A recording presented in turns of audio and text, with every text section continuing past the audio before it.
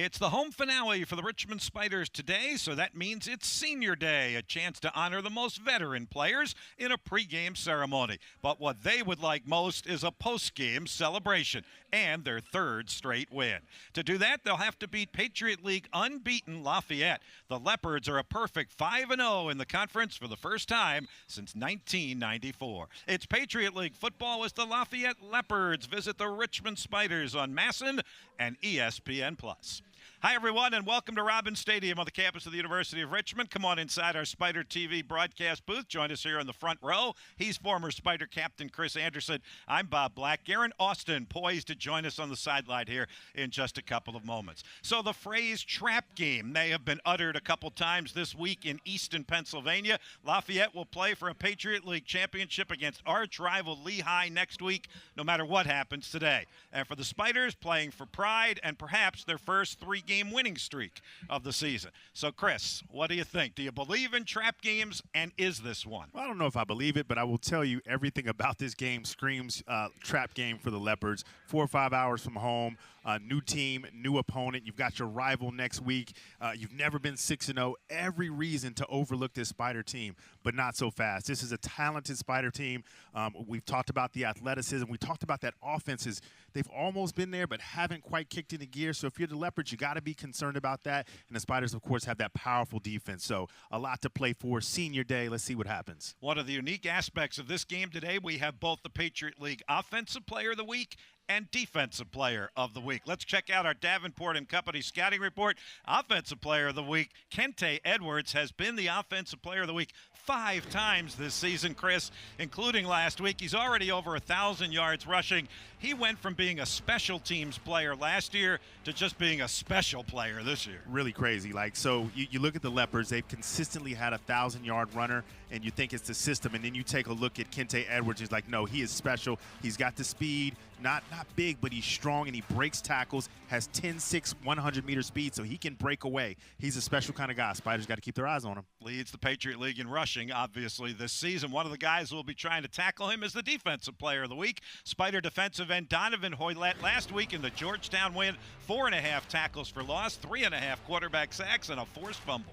And a true leader, right? And we talk about athleticism. We talk about just a bang, a boom coming off the edge. He does a little bit of everything, just like his intensity. He continues to get better. Started as a linebacker, has moved to a defensive end, and all he's done is produce, Bob. All he's done is make plays. Spiders going to need a lot of those plays today if they're going to stop this Lafayette offense. Senior will be playing in his 38th game for the Richmond Spiders this afternoon. So what else are the Spiders playing for today? We pose that question down on the sideline to our Garen Austin. Garen? Well, Bob, it is Senior Day, and the Spiders are entering the final home game of the season, coming off a big come-from-behind win at Georgetown, something that they have experienced doing this season. Now, Coach Huseman said they needed a spark, and they put in quarterback Ashton Snellsire. And what could have been a deflating moment in the game, the team really used to build momentum. And Snellsire said they rally around each other. This team is playing for each other. And even though they are not eligible for the playoffs, they want to win every single game.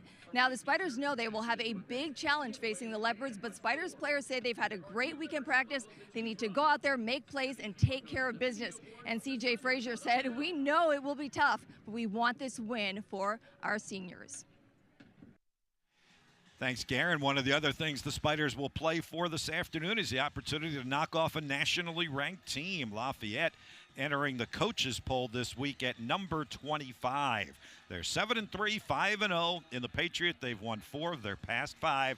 Spiders committed 6-4, 3-3 in the conference, and have won 3 of their past 4. Lafayette won the coin flip, deferred to the second half, so we'll get a chance to see the Spider offense on the field first this afternoon. Mac Dumont has the ball teed up, number 35 at the 35-yard line.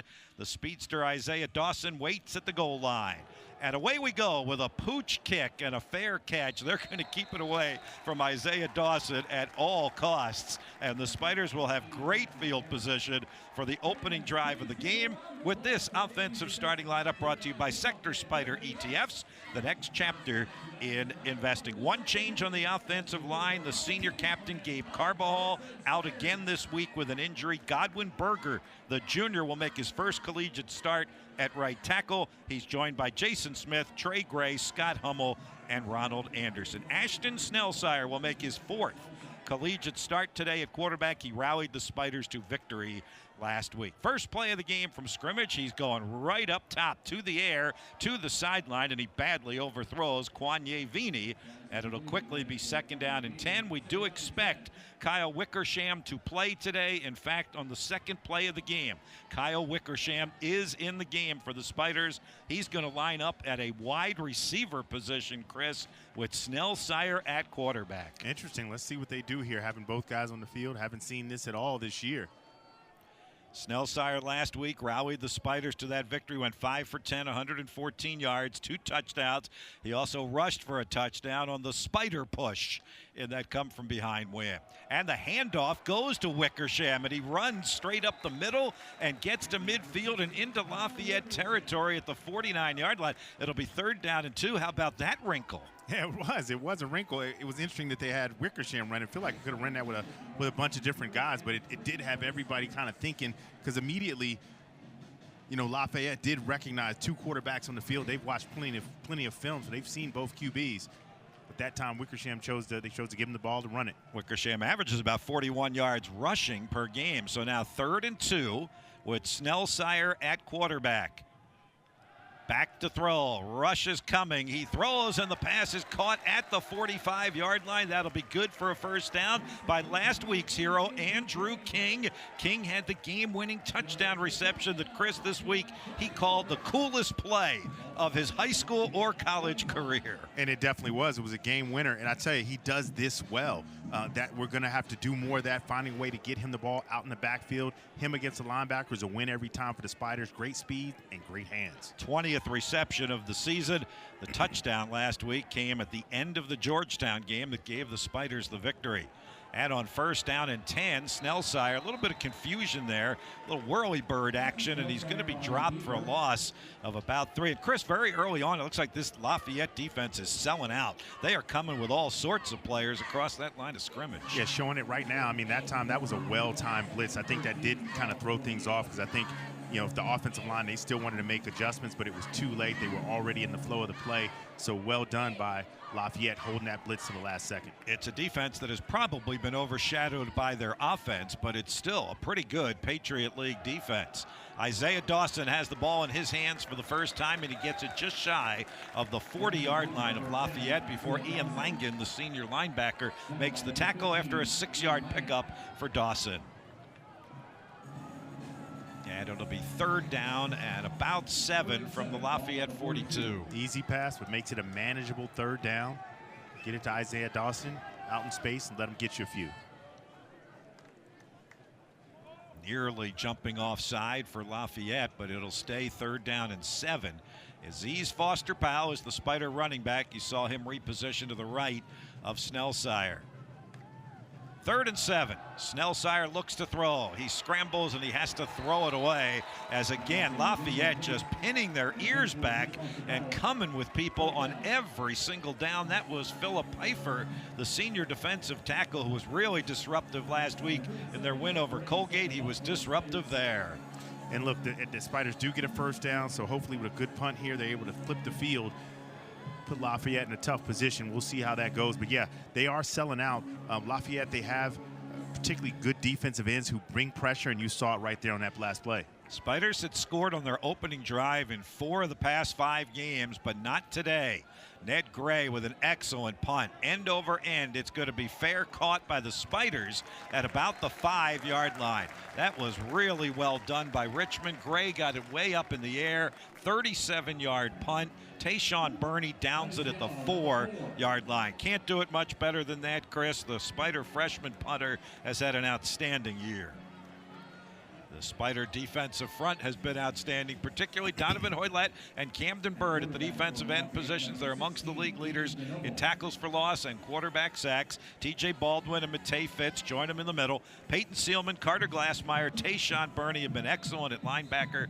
And then the secondary, young but talented, C.J. Frazier, Lee Bruner, Jordan Allen is the senior captain, and the true freshman, Devin Geronimi. And they will be challenged today by a Lafayette defense, Chris, that is 1st or 2nd second in virtually every offensive category in the Patriot League. That's because they're a balanced offense. I mean, obviously you come in with Kente Edwards, who's most likely going to be Player of the Year in the Patriot League. I mean, all he's done is win Player of the Week, Offensive Player of the Week every time he's suited up just about.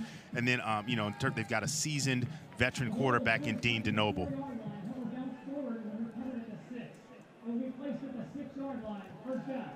All right, a slight adjustment there. Jeff Pumphrey is our referee this afternoon, and the line of scrimmage for Lafayette's first possession will be the 6-yard line. They average about 423 yards of total offense per game and 34 points, both second only to Lehigh in the Patriot League. And our first look at Dean DeNoble at quarterback, and Kente Edwards, the star running back, gets to about the 10-yard line before the Spiders' star linebacker, Carter Glassmeyer, wraps him up. Glassmeyer 7th in the Patriot League in tackles at about 8 per game. Probably hear his name a lot this afternoon. Yeah, what I'm looking for with Kente Edwards, I'm looking for multiple hats to the ball. He's proven he's not coming down with many one-man tackles, so Spiders have to figure out a way to continually get multiple hats to the ball.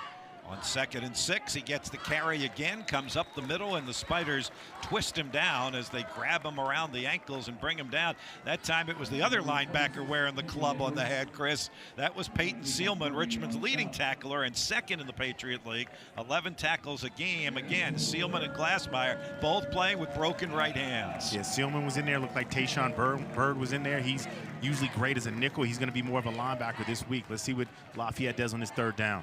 3rd and 3, deep in their own territory. DeNoble's going to hand it again to Edwards. He bounces off of a tackle and belly flops forward to the first down out at the 17-yard line. The Spiders did about as much as you possibly could to contain him there, and 3 straight runs gives Lafayette a first down.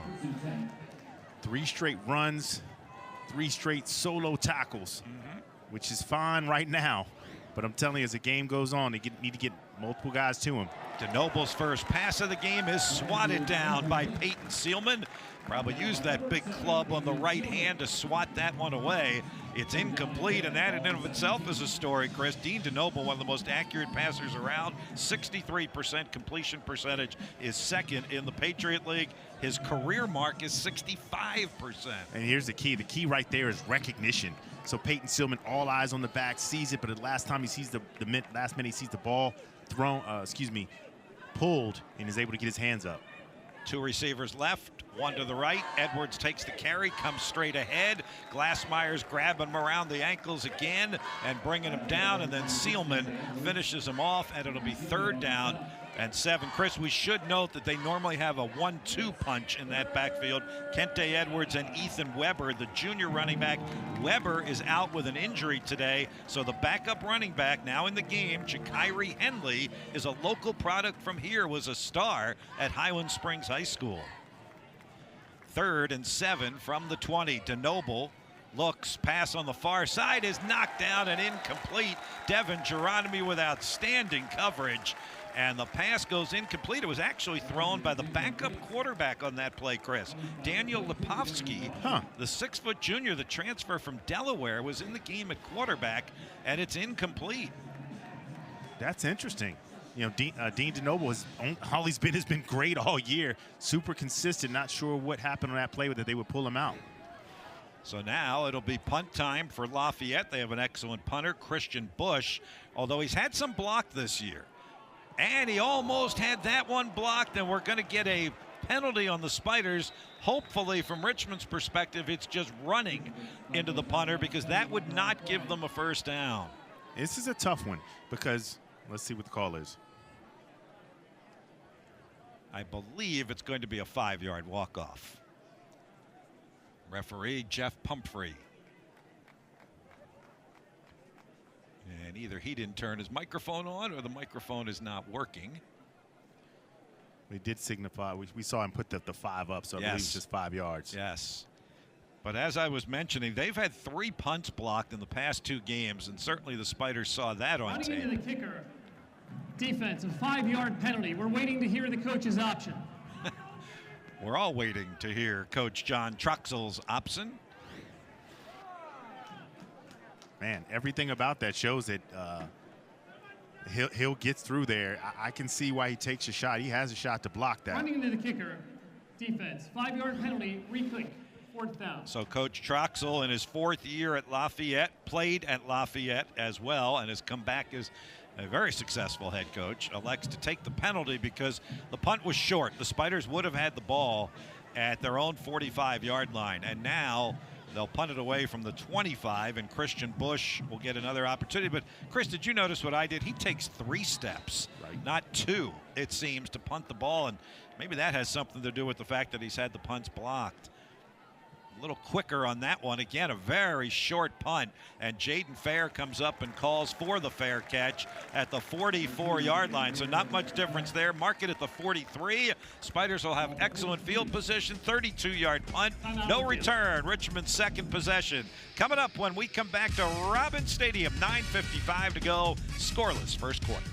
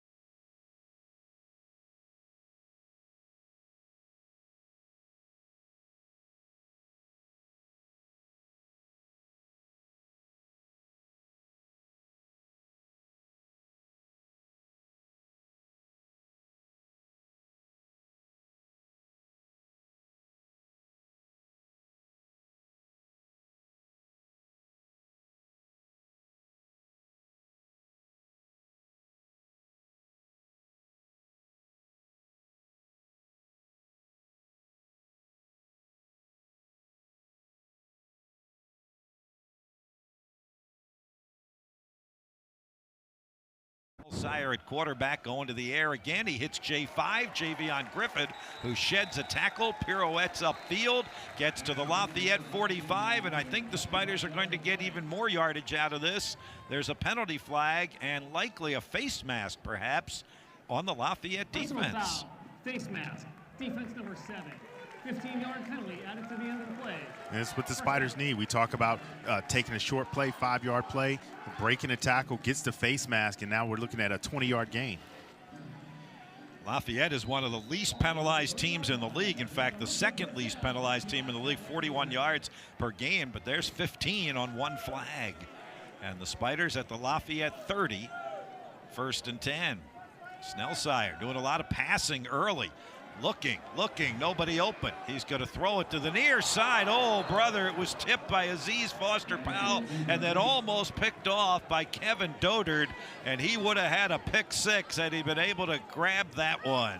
Yeah, and I can see the frustration. Snellsire missed a wide open Isaiah Dawson. Isaiah Dawson isn't wide open many times, so maybe it's just the rush, the pressure. So far, they've done a good job of getting back there. No, Snellsire just missed it.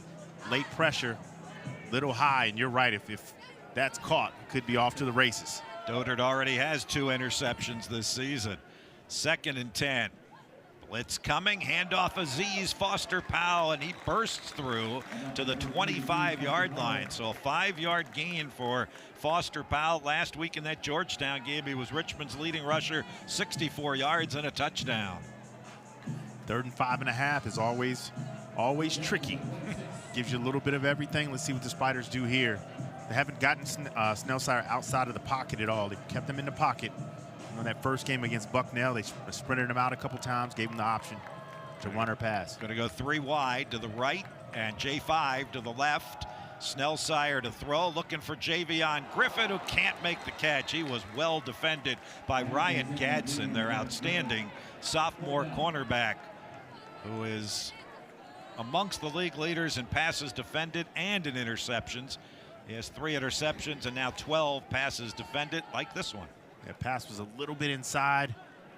If you're Javion Griffin, though, you want to be able to catch that. You're hoping and expecting that you can catch that, but wouldn't have been an easy catch. It's a long field goal here. 43-yarder would be a career best for the 5th-year grad student Jaden Olszewski out of the Snellsire hold. Snap back, ball is down, kick is up. It has the distance, but it is no good. It is wide to the right. Olszewski gave it a shot, had the distance, but not the accuracy, and that's his first true miss of the season. He is 9 for 11, but the 2 he had missed were blocked field goals that his head coach Russ Huesman said those were on the protection on the offensive line, not on Olszewski. But he misses that one from 43. All right, Chris Anderson, before Lafayette takes over, let's get your keys to the game. Brought to you by Luck Chevrolet, the Chevy truck expert since 1916. All right, here we go.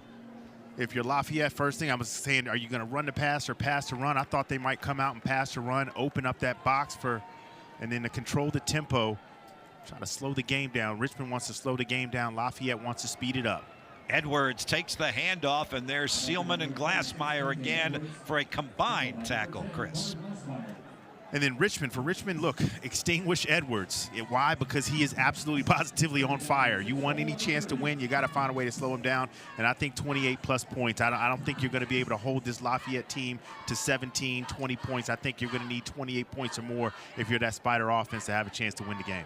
2nd down and 6. Edwards is hit in the backfield this time and dropped. He is able to wrestle his way forward for maybe about a gain of a yard. Jordan Allen coming up from that safety position with a crushing hit. Well, you talked about Lafayette blitzing.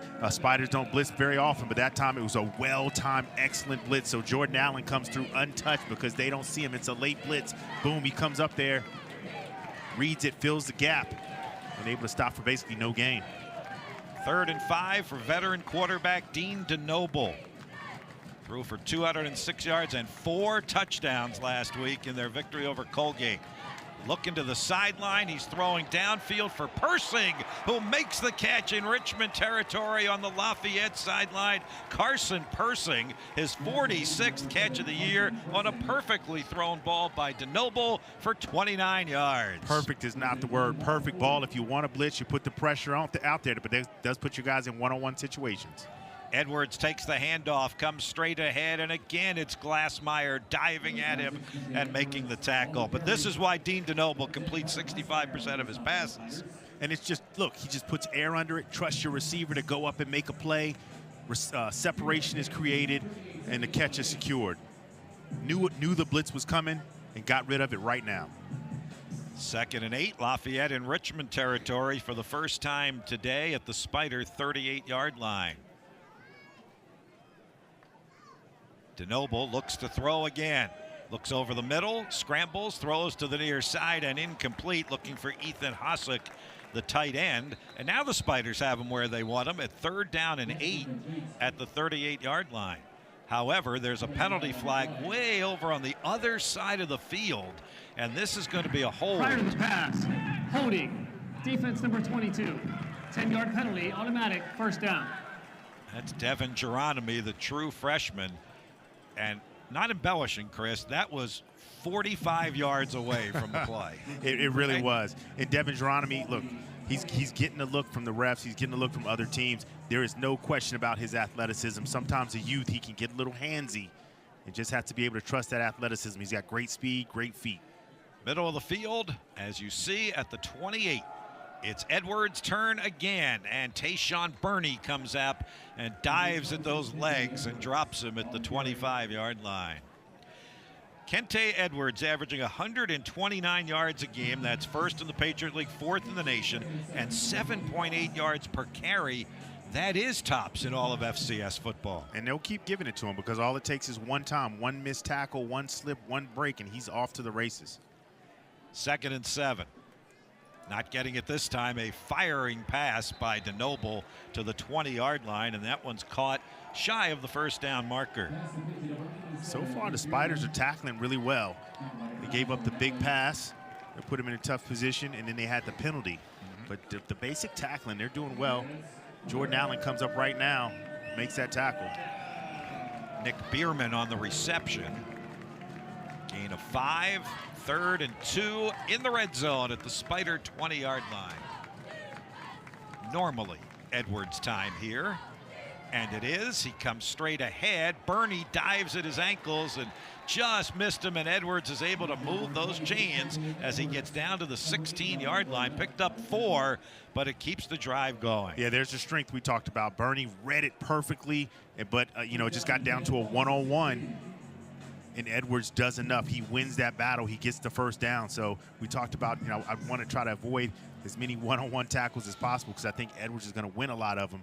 That time he beats Burney. Henley in the game now at running back over there on the right hip of DeNoble on 1st and 10. And it will be Henley, and he's grabbed in the backfield, and down he goes as Matei Fitz is the first one there to meet him, the senior defensive tackle, the transfer from James Madison, playing in his 50th Richmond Spider game today. And that's just brute strength, hustle. I mean, tackles aren't supposed to make a lot of tackles in this offense, but Matei Fitz consistently finds ways to just win the battle. That's a one-on-one battle, and man, he looks swift, he looks quick, and he makes the tackle. 24th straight start today for Matei Fitz. 2nd and 11. Edwards back in there at running back. DeNoble to the air, over the middle, a perfect pass for the touchdown to Carson Persing, the junior wide receiver with his 4th touchdown reception of the year, and for Dean DeNoble, his 17th touchdown pass of the season. Look, when you run the ball and you have success running the ball, all eyes on Kente Edwards, so you're running the ball, and at some point play action is coming, and that's the second catch right there, the second connection between those two. That time perfectly executed in the end zone. Well, he really fires that ball, doesn't he? He throws a fastball to his wide receivers and right on their hands. Well, a lot of that has to do with just understanding where you want to go with the ball. So pre-snap reads, he understood where he wanted to go with the ball, drills it in, right in there. Really not a whole lot Lee Bruner could do as he's beat for the touchdown. Patriot League Special Teams Player of the Week, Jack Simonetto with the extra point to finish off the first scoring drive of the game. Timeout here at Robins Stadium, 4:16 to go. First quarter, 7-0 Leopards.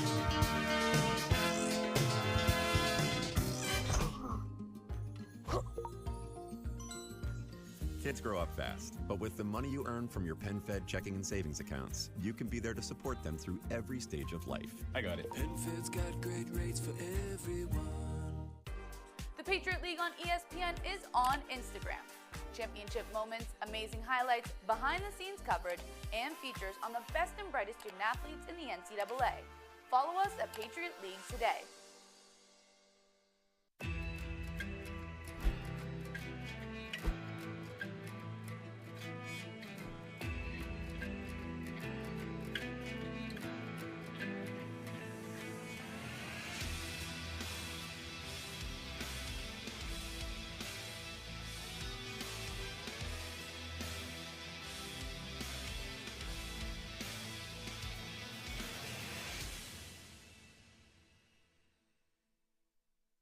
The Patriot League is dedicated to the development of the student athlete through excellence in athletic competition, challenging academics, personal growth, and contributions within their communities. The Patriot League places among the NCAA leaders in graduation rates annually, with graduates moving on to serve in all facets of society by using their talents and voices for positive change. We are today's scholar athletes. We are tomorrow's leaders. We are the Patriot League.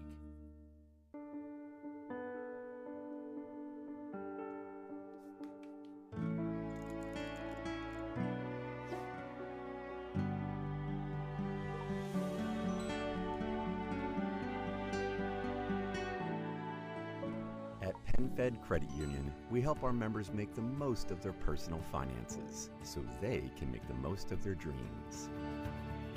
PenFed's got great rates for everyone. First scoring drive of the game belongs to the Lafayette Leopards. 9 plays, 74 yards, 4 minutes and 38 seconds. Dean DeNoble to Carson Persing, 17-yard touchdown. Mentioned DeNoble, 17th of the season, his 51st career touchdown pass. And now the Spiders to get the ball back, and we'll see how Lafayette approaches this one. They pooch kicked the first one. Mac Dumont kicked that one. This time Jack Simonetta is going to do the place kicking. I think that last one, it was meant to be a pooch, but I think it was meant to be a little bit deeper than that. We'll see what they do on this one. And they've had an injury with their kickoff guy. Graham Smith was their kickoff guy, and he's injured. They'll kick it away from Dawson. This will be taken by Jamal Brown across the 25 and out to about the 29 or 30-yard line. One of the Spiders' rotation of running backs, Jamal Brown, with a 17-yard return. And the Spiders will get the ball for the third time this afternoon. Let's see if Snellsire kind of warms up a little bit. He's had some time. He's a little bit of pressure, but for the most part, he's had some time. Been a little bit inaccurate on a couple passes, but I see what the Spiders are doing. They're trying to open up the offense, trying to open up that run. Snellsire is 3 for 7 for 22 yards. And again, we expect to see both quarterbacks today, with Kyle Wickersham coming off of the sideline in reserve. From the 29, Snellsire swinging it out of the backfield. Great catch by Isaiah Dawson, but he probably shouldn't have caught that one, because as soon as he did, Kevin Dodard was there to drop him for a 6-yard loss. And I'll tell you, Chris, this Lafayette defense is flying all over the place here in the first quarter. So here's the thing about the Lafayette defense. Let's take a look at it. And it was just, look, well executed. Probably the worst play you could call for that particular defense, because the safety's not going to be blocked. He flies up and makes a play. But this Lafayette defense, they've had some off games. They've had some games where they've given up points, but they're in the top half of the league in sacks, interceptions, things that are game-changing type plays. Good pass here by Snellsire to Quanye Vini, who makes the catch all the way up at the 38-yard line. That'll be a gain of 15. Perfect throw by Snellsire to Vini, and great to see Quanye Vini, our Highland Springs guy, make that reception and come back from the elbow injury that he suffered earlier this year. This is the type of one-on-one battle we're talking. He just wins the one-on-one battle out there, almost gets the first down. Let's see if they can pick it up here. They look like they're bringing some pressure. Aziz Foster Powell is going to get the carry. He sidesteps a tackle, drags a tackler with him across the 45 and up to the 48 for a Spider first down after Aziz Foster Powell goes for 10. Gotta love it. Twinkle toes right there. Twinkle toes looking good in the hole. And everybody knows how hard he is to tackle. So they're coming down there, dropping the head. And what does he do? He gives him a little shimmy with the leg, makes 2 miss, and picks up a bunch of yards. Spiders change quarterbacks here in mid-drive. Kyle Wickersham is now in, and he is flanked, as you see, by 2 running backs. And he's going to keep the ball himself, and he will get it into Lafayette territory to about the 48-yard line, so he picks up 4 on first down. I tell you what, and this is what the Spiders wanted. I talked about slowing the tempo of the game. You want to slow the game down. You want long drives, and you want them to end in touchdowns. Because Lafayette, we know their offense is powerful. They can put a lot of points on the board. The slower the game is, the more it benefits the Spiders. So roles reversed today, with Wickersham coming off of the bench to relieve Snellsire. Ashton had been the reliever in games prior this season, and he got the start. Wickersham again will keep the ball, and again he's going to drag tacklers with him, using all of that 6'4", 260-pound body, and he gets inside the 45 and down to the 44. And we'll get an injury timeout here. Wickersham is just, sorry. God, Chris, sorry. Wickersham is just an old school player. He just always looks like he's hurt, but he just manages to keep playing and keep getting yards. This will be a timeout. The Spiders will get an opportunity to talk about 3rd down and 2, and we'll have it for you when we come back. 7-0 Lafayette.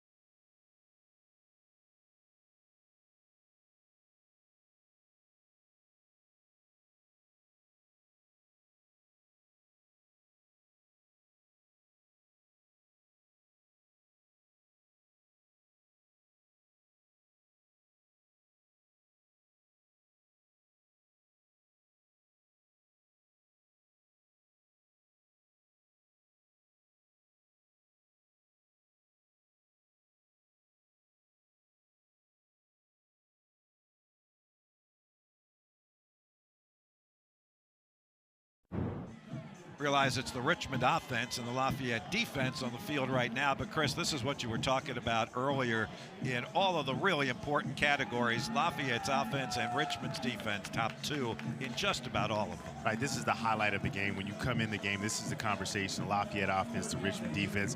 Take a look at the stats. The two that point out to me, that stand out to me, are always, obviously points, and then Spiders want to keep this game as low scoring as possible. And then that third down percentage. Can you convert on third downs?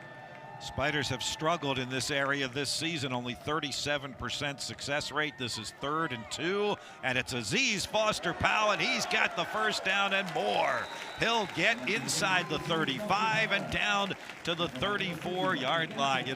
Chris, we were talking with John Troxell this week, the head coach at Lafayette, and he kind of compared Aziz Foster-Powell to Cam Scattaboo. I remember that. I heard that. Well, look, what does he do right here? Again, his game is just evolving. That's what great backs do. Their game evolves. He used to be just a power back. Now he's making guys miss. He's spinning. He's moving. He's making a lot out of a little. That's another 10-yard gain for Foster-Powell. Snellsire on the move. Hits his tight end, Aiden Steinfeld.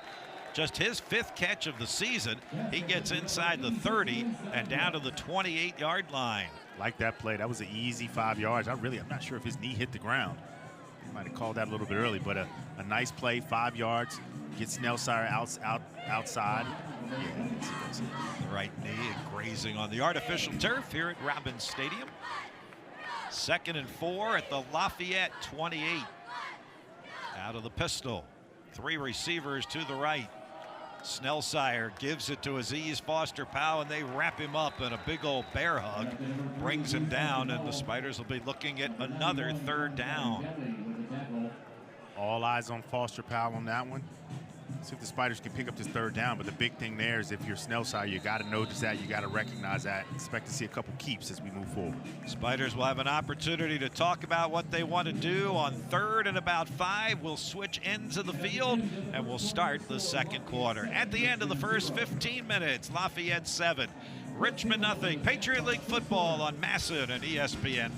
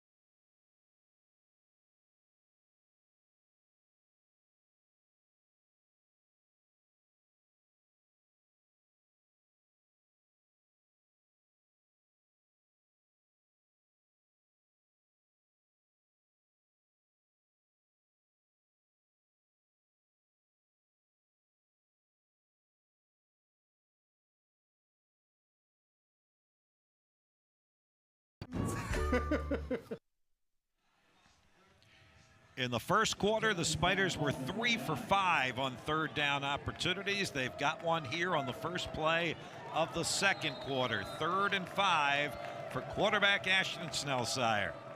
And here we go. He looks to go to the air.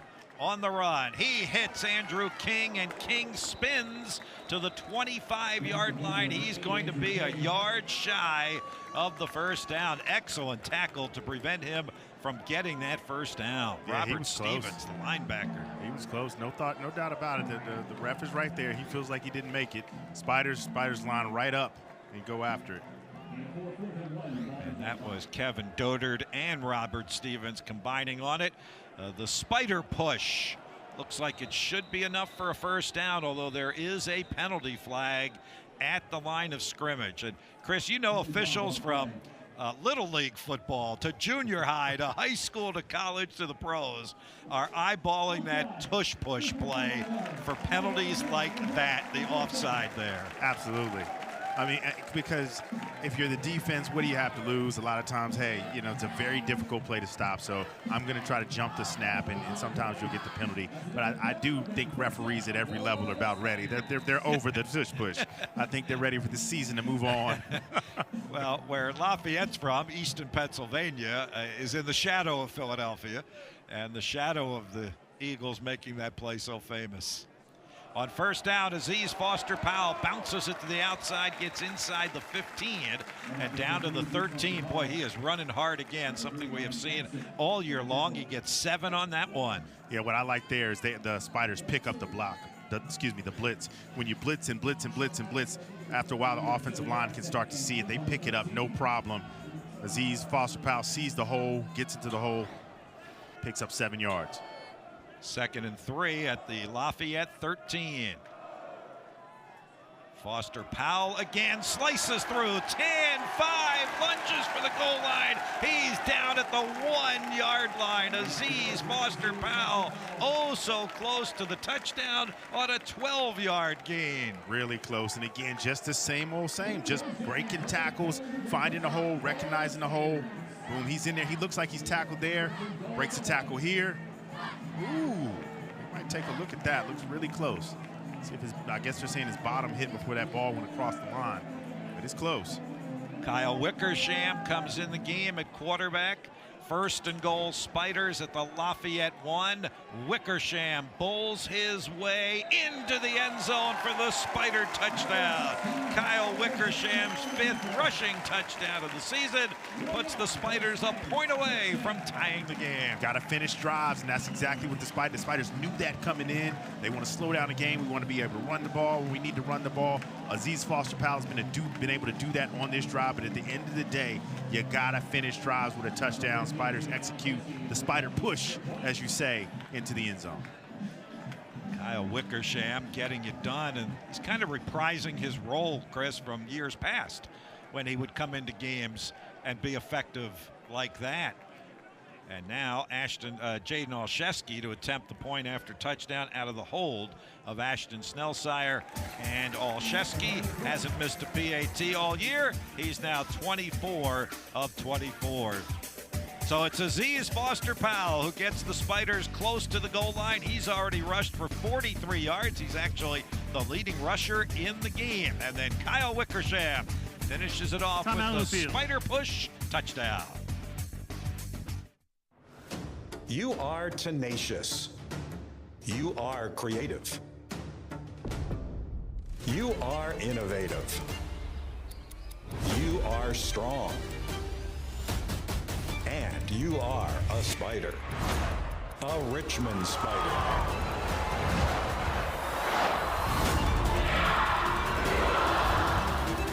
Are you ready? Let's go! You could buy a single stock and go all in on one company, or own the sector and invest in keeping good company. Is it so radical to be so rational? Before investing, consider the fund's investment objectives, risks, charges, and expenses. Go to sectorspiders.com for a prospectus containing this information. Read it carefully. Sector Spiders. the 11 sectors of the S&P 500. When you're the leader in disaster cleanup and restoration, how do you make like it never even happened happen? Let it rain, Randy! Woo! Yes! By being prepared for anything! Woo! Whatever comes your way, there's a pro for that. Serve Pro, like it never even happened. If you're looking to buy or sell a home in Richmond, trust Cabell Childress. He's my personal realtor. He truly lives up to his motto of personal attention, proven results. We had a really successful experience working with the Cabell Childress Group, and we would do it again in a heartbeat. Cabell Childress and his team handled all aspects of our buying and selling experience, making our process stress-free. They had a personalized game plan and followed it to success. And I appreciate that old-fashioned hard work. We know the Richmond real estate market, and that will get you a competitive advantage.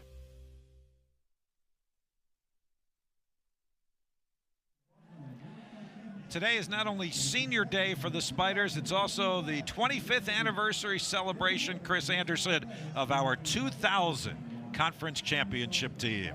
Yeah, this is after my senior season, the year after. A lot of these guys, I know them, recruited them. This was a scout team. Guys, I watched them grow up, and they were just, you want to talk about a hard-nosed, tough team. That's this team right here. They were outstanding. Defense was always good. They completely switched the offense that year, went to the wishbone offense, and took the nation by storm. We lost to Montana in the quarterfinals that year. Just a great team, great brotherhood. You can see they got a bunch of guys back celebrating. It's good to see some guys like Josh Spraker, Eric Beatty coming back as well. Of course, Eric works right here on campus. All right, here's the Spider kick. McManus with a short kick. This will be taken by Page at the 11-yard line, and he gets ankle tackled just past the 15-yard line. Terrific open field tackle by Jordan Wilkes, who's been doing that all year long for the Spiders on special teams. Really has. Jordan Wilkes has been his thing all year, just making plays, and we were worried because it was short, no worries at all. Jordan Wilkes one-on-one tackle in space. Play that guitar, my friend. Great job.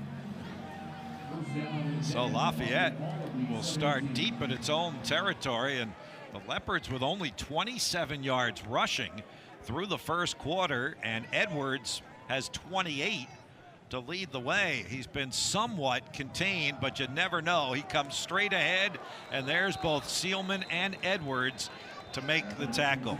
Garen Austin down on the field. This has been a very emotional year for Kente Edwards. In addition to what he's done spectacularly as a running back, it's been a really hard go for him personally. Oh, that's right, Bob. Just an impressive season on the field despite facing unimaginable adversity.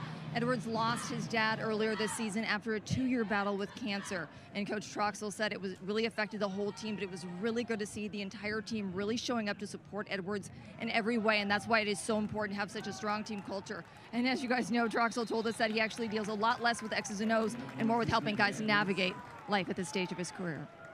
Yeah, it was really something. Edwards on the carry again there.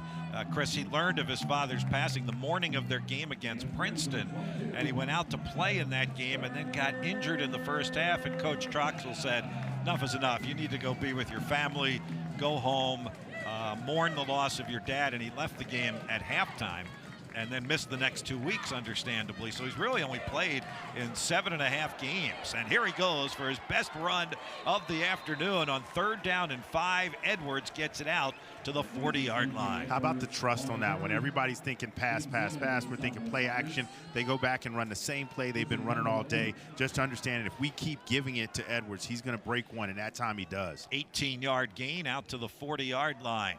Now DeNoble looks to throw, zips it up towards midfield, a diving catch at about the 47-yard line. Will they call that a catch? They will. Mason Keener with his 40th catch of the season, his first today. That's really what keeps this offense rolling. DeNoble just does enough just to keep you honest. Make sure you have to play those receivers. He's delivering great balls. 2nd and 3.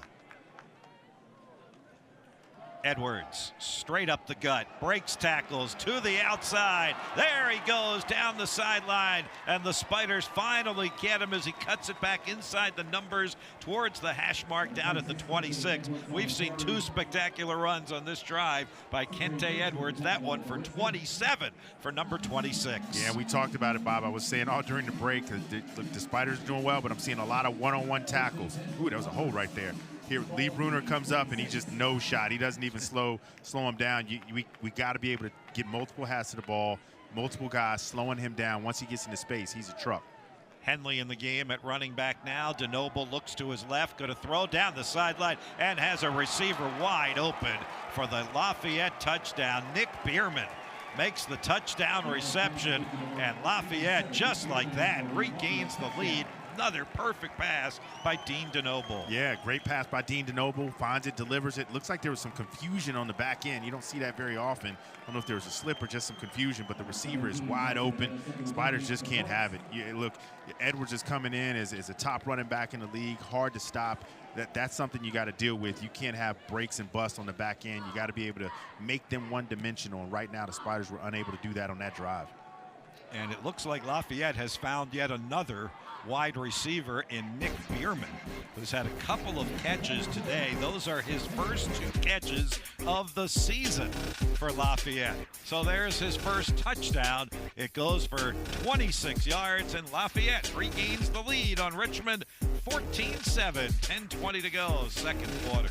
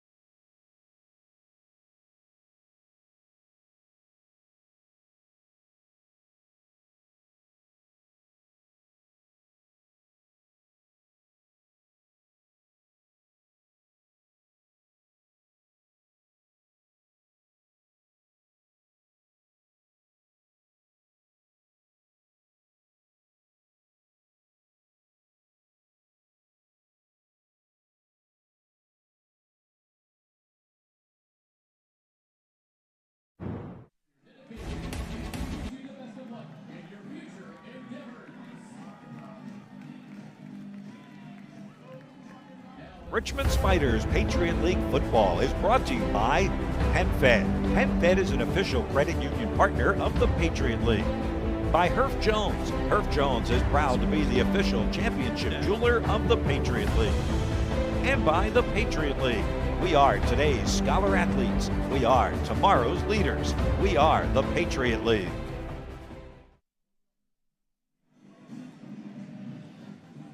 One of the best in the Patriot League, the Lafayette Leopards, with a 14-7 lead. The run up and the kick by Mac Dumont.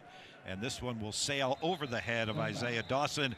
And the Spiders will take the touchback and will start up at the 25-yard line. 6 plays, 83 yards, 2 minutes, 36 seconds.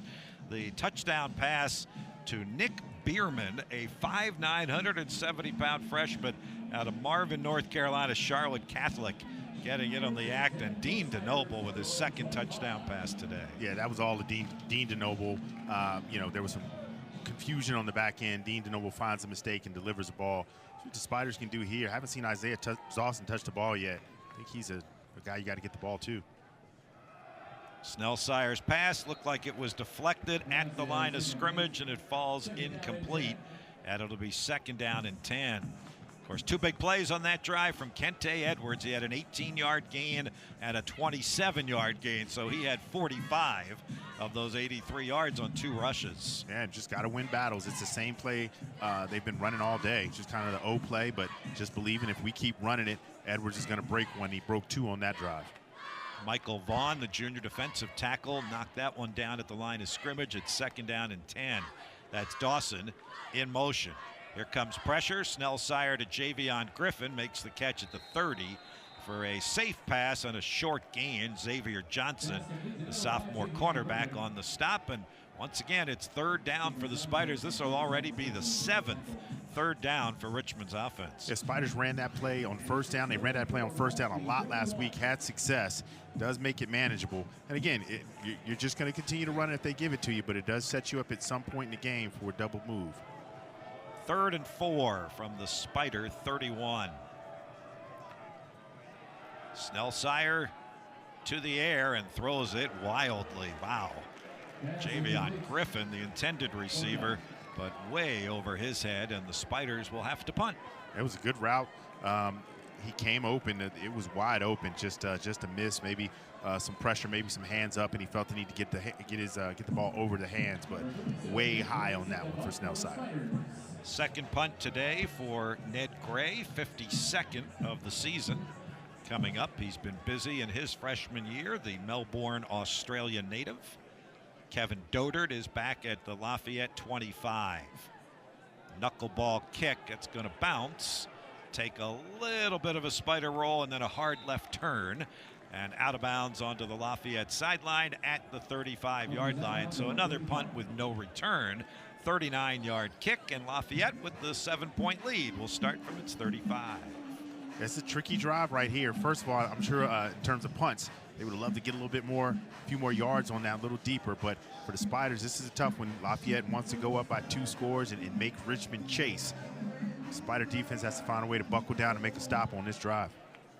Jakiri Henley, the sophomore running back, to the right of DeNoble, who looks to throw on 1st down, sets up a screen to Keener, and an outstanding defensive play by Amir Haskett, the sophomore cornerback, getting some playing time today in that secondary. Terrific tackle for no gain. And Haskett's been in the rotation the last few games, getting in, and when he comes in, he makes plays. He's also active on all the special teams. That time, he read that immediately, saw the back, understood what was happening, comes up and makes the tackle.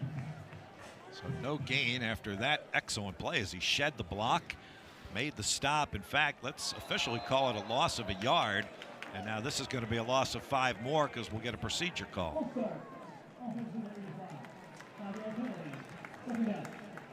That was funny because you could tell they've been going on 1 all game because everybody jumped. It just who jumped first. And it was the big tight end, Ethan Hosick, the junior. And now makes it 2nd and 16, so the Spider defense has them where they want them. See if they can get off the field. This is going to be a running play for the backup quarterback, Lipovsky, and he'll get across the 30 and out to the 31. And Spider defense still has him behind the sticks here, Chris. 3rd down and about 14. 3rd and 14, but I never doubt DeNoble. He does a good job. He gets rid of the ball. This is a tricky one for the Spiders. Do you go zone? Do you try to blitz and make them throw the ball short? But last time you threw, you did a blitz. DeNoble beat you deep for a 40-yard gain. So, Chris, you see that graphic. Glassmeyer 6 solo tackles today. I know you're concerned about the word solo, aren't you? As long as Edwards back there, I absolutely am. DeNoble is going to go for distance on this one, and he terribly overthrows his intended receiver. Mason Keener maybe just threw that one away as the Spiders had good coverage again by Amir Haskett, the sophomore. Made a couple of good plays on that series. He really did. Looked great. Looked like he understood what was going on. He was in great position. No surprise. So the Spiders they choose not to blitz and just trust that their defensive backs will win the battles on the back end, and Haskett wins that one easily. Christian Bush for his second punt, just 32 yards on his first one. Gets it up into the air. Jaden Fair is going to catch it at about the 27, get it across the 30, shed a tackle across the 35. Flags come flying from every direction. Looks like we might get a Spider penalty here on the punt return that'll push Richmond back. We'll wait to take the call before we take our break about halfway through the second quarter. We'll hear from referee Jeff Pumphrey.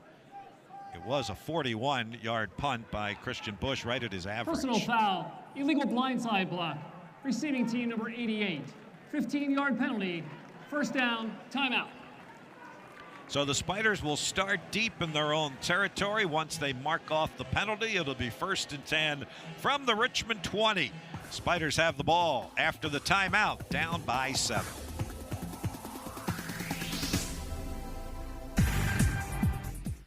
Stay tuned to learn more about this limited time offer from Renewal by Andersen.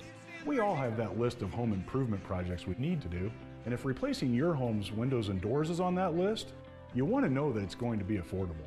I'm from Renewal by Andersen, and we've helped thousands of customers who are on a budget get our windows and doors for their home.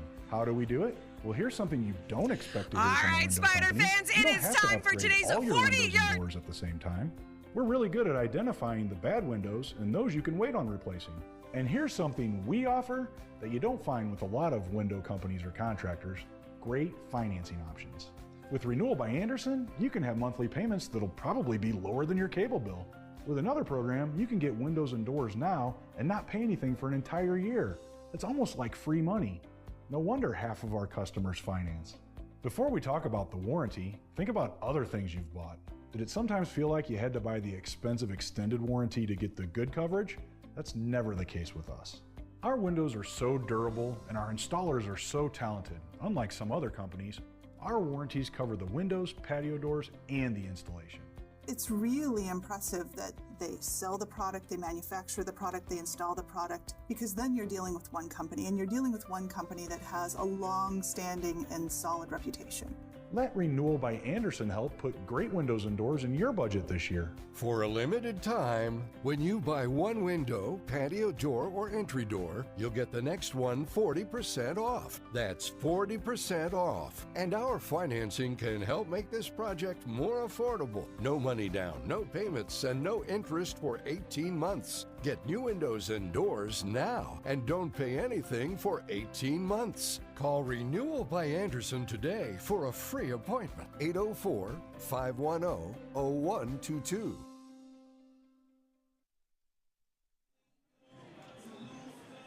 Along with Garen Austin on the sideline, Chris Anderson in the booth, I'm Bob Black. Blake Ellett directing our crew this afternoon. Thank you for tuning in. Masson, ESPN Plus, last home game of the year for the Spiders on, even for the South Mid-Atlantic region, this is an unseasonable 74-degree mid-November afternoon.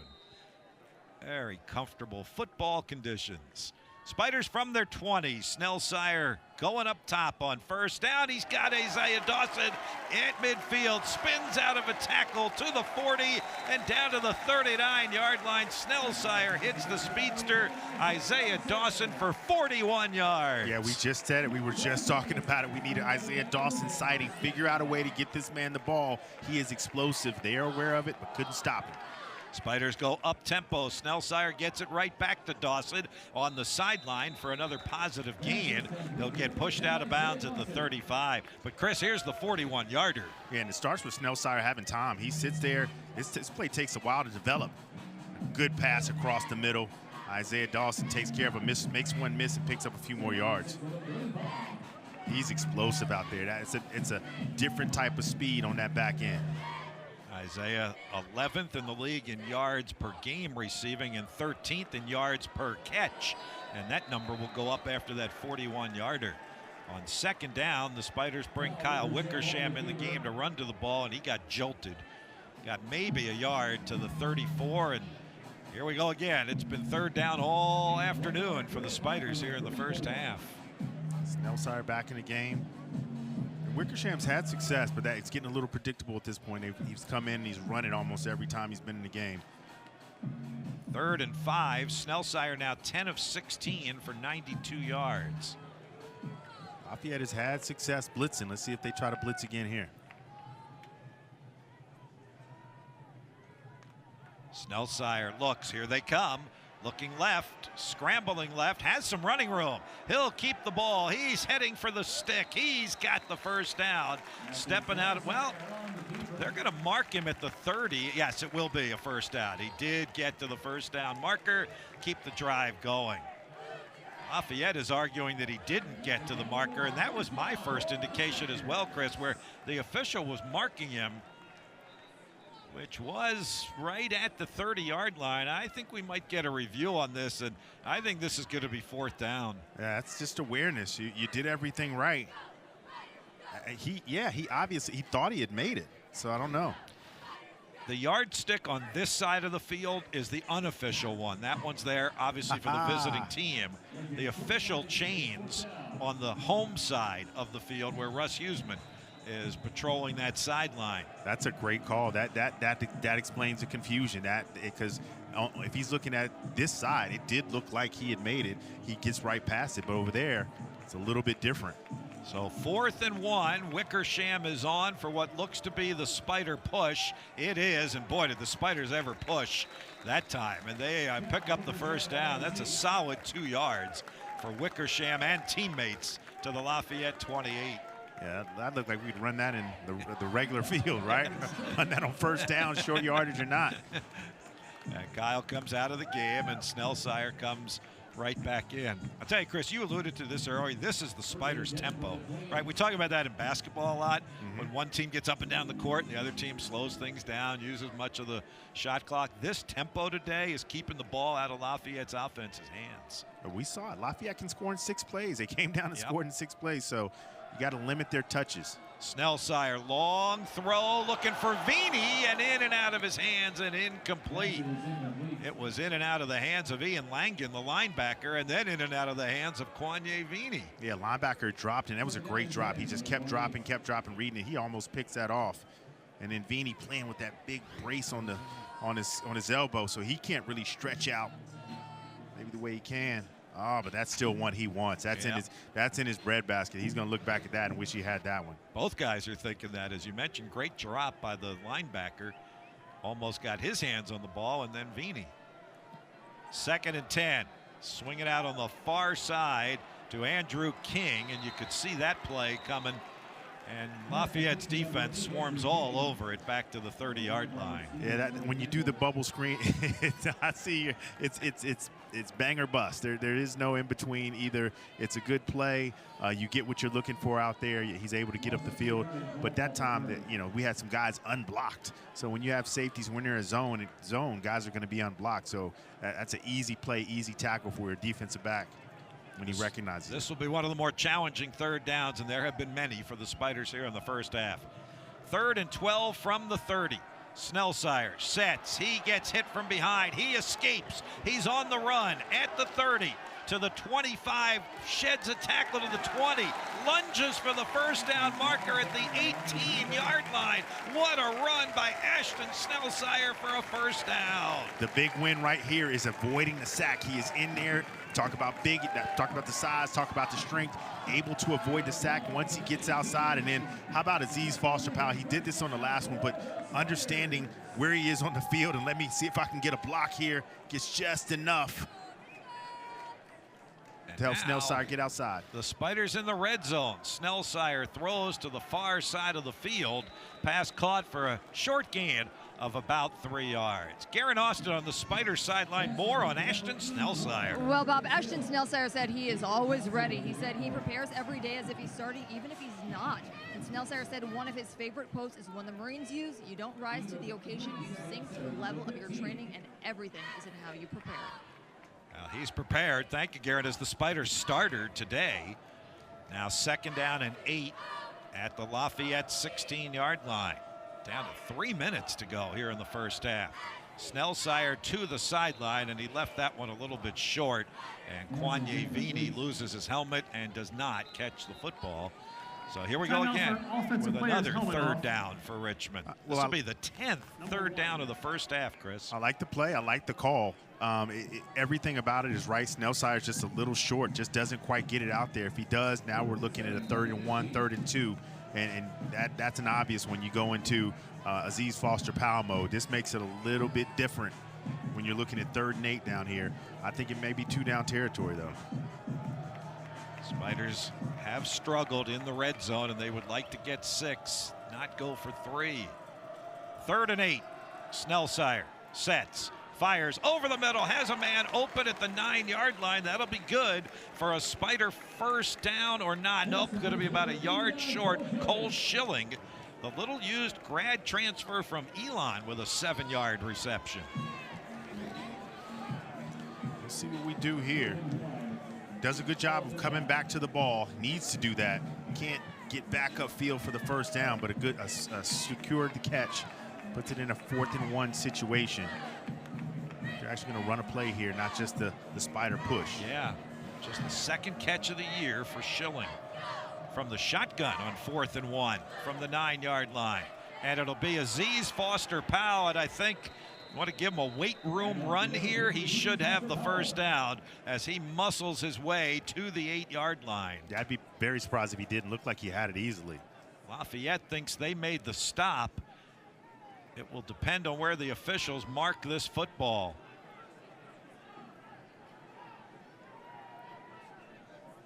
I think you're right. It has a lot to do with the mark. It seemed from here like he got it. They'll take a look at it. That mark does not look very good for the Spiders. I thought he was to the 8-yard line, and that ball is shy of the 8. He's not going to make it, I don't think, where it's marked. And I don't know if you can review a spot or not. That doesn't even look close to the spot, though. Again, maybe, you know, I'm sure they'll take a look at it. I'm not sure if you can take a look at it. Lafayette's defense has already come off the field. They are absolutely confident that he didn't make it, and he did not. Not with that spot. We'll see a replay, I'm sure, but that's a disappointing one to the Spiders. See what we can see, Chris Anderson. Let's see what we can see. Kind of hard to tell from that angle where he drops with the ball, but it's not going to matter because Lafayette is going to take over here. I'm looking. Yeah, it is tough to tell. I think you and I think he definitely comes down at the 8, but they saw it differently.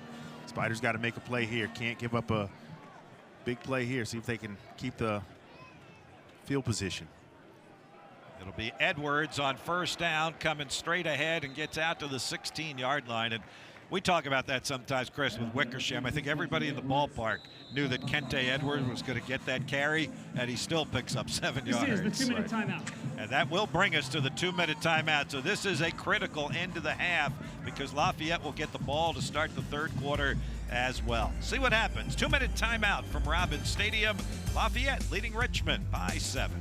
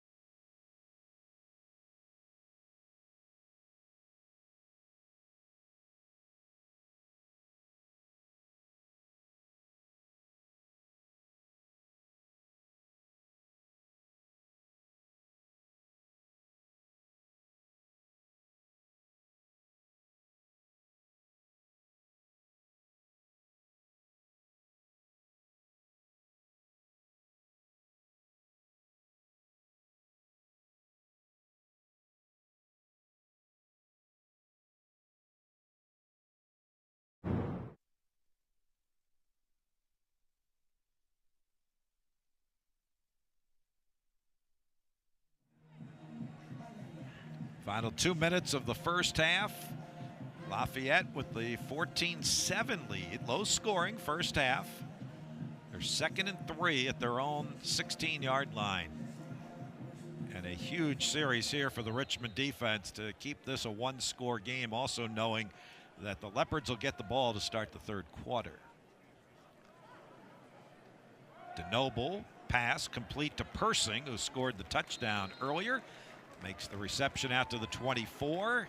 Will give Lafayette a first down on an 8-yard reception. Man, DeNoble is he's just super accurate. He takes exactly what the defense gives him. Hasn't done anything ridiculous, but he just completes passes. 1st and 10 out at the 24. He goes back to the air again, throws downfield and incomplete. Good coverage by Jordan Allen. Carson Persing, again, the intended receiver. The other thing, Chris, is A, he gets rid of the ball quickly, and B, his front line protects him extremely well. Same front line in every game this year. They haven't had a change all season on their offensive line, and they have only given up 9 sacks all year. It's a big offensive line. I mean, for the FCS level, they are a large offensive line. And yet it does help when you have that. Yeah, Kente Edwards running again out to the 40 and up to the 41, and he will be the first to credit his offensive line. As John Troxell said, he's a very humble guy. He always gives credit where credit is due, and he will on that 17-yard run for sure. DeNoble incomplete to the sideline. Again, there's Amir Haskett. Excellent coverage on Mason Keener. Stops the clock with 1:24. Yeah, Haskett's playing well. I mean, he looked like he almost ran that route. He knew it was coming. He saw it. Edwards is he over 100 yards already? He is. 600-yard rushing game this year. You think he'll be a Patriot League Offensive Player of the Year? I think he's got a chance, Chris. Yes, I think I get a vote for that maybe. 2nd down and 10. Empty in the backfield. DeNoble throws. Pass is dropped. Right in the hands of the other freshman, Zane Woolridge, who had a really good game last week against Colgate with 4 catches for 70 yards and a touchdown. He'd like to have that one back. Yeah, right now they're going at Haskett, but so far he's been able to answer the call. Definitely a drop pass, but Haskett is still right there in coverage. 3rd and 10. Lafayette 4 of 6 on 3rd down here in the first half. This is a long one from the 41-yard line. DeNoble to Henley, who's got some running room to the outside, but the Spiders come up quick and make the play. There's the senior captain, Jordan Allen. So that was local on local there. Jordan Allen from Patrick Henry making the tackle on Ja'Kyrie Henley from Highland Springs. A lot of speed on that one. You could see he breaks one more. It could be a long one, but you see the speed of the Spider defense on that one. Right here. Haskett misses the tackle but makes him bubble, and there's Jordan Allen coming up. First charge timeout. Richmond, 30 seconds in length. Please reset the game clock to 1 minute, 9 seconds, 1:09. Boy, he really did come flying up. He wasn't even in the picture until the last moment there. The senior captain, Jordan Allen, terrific play. And now the Spiders will get the ball back. Russ Huseman uses a timeout. Should have about a minute after the punt and 2 timeouts. And this could change the whole complexion of the game. If the Spiders could find a way to get some points before halftime here, that would change the momentum. Absolutely. I mean, look, the Spiders have been able, they've had some success offensively. They're moving the ball. That last drive, they were in position, just didn't secure the 4th down. Christian Bush with his 3rd punt. This is a booming kick. Jaden Fair is going to let it fly, and it flies all the way into the end zone. That's 55-yard punt for Christian Bush. His season long is 67, so he can get it done. That's his 9th punt of 50 or more yards. But it does stop the clock with 1:02 to go in the half, and the Spiders start from their own 20. Yeah, I think the Spiders will take that. Yep. You know, rather than being inside the 20, they're out at the 25. The clock stops. We got 1 minute and 2 on the clock. Let's see if we can put the drive together, get down here and get in scoring position. And there's the field ahead of them. Maybe not all of that to the end zone, because I think in this situation you would take 3 if you could get 3 points before halftime. Snellsire to throw on first down the sideline for Javion Griffin, and it bounces away and incomplete. Ryan Gadsden on the coverage for Lafayette. That's a tough one, just a miscommunication. Javion Griffin has him on the double move. I mean, if he keeps running, but Snellsire was obviously thinking back shoulder, and allows the cornerback a chance to get back into the play and gets his head around and separates the ball. So just miscommunication there. Ashton just 13 of 22, 99 yards here in the first half. Spiders send 3 wide to the right of Snellsire and 1 to the left. On 2nd and 10, Snellsire's pass deflected at the line of scrimmage, and that'll be incomplete. And now it's 3rd and 10, and now Lafayette will start thinking about maybe they can get the ball back before halftime. Tough situation here. I understand. I think the Spiders should have been assertive because they understand who they're playing, but this is tough. I think you should still be assertive here on 3rd down. I mean, Lafayette's got all 3 timeouts. The clock really isn't that big a factor to them right now because of the timeouts. 3rd and 10 for the Richmond offense from the Spider 20. Quarterback draw by Snellsire. He'll get 5. They'll give him that. And that's about it. And Lafayette will use the timeout and force the Spiders to punt with 47 seconds to go. First charge timeout, Lafayette.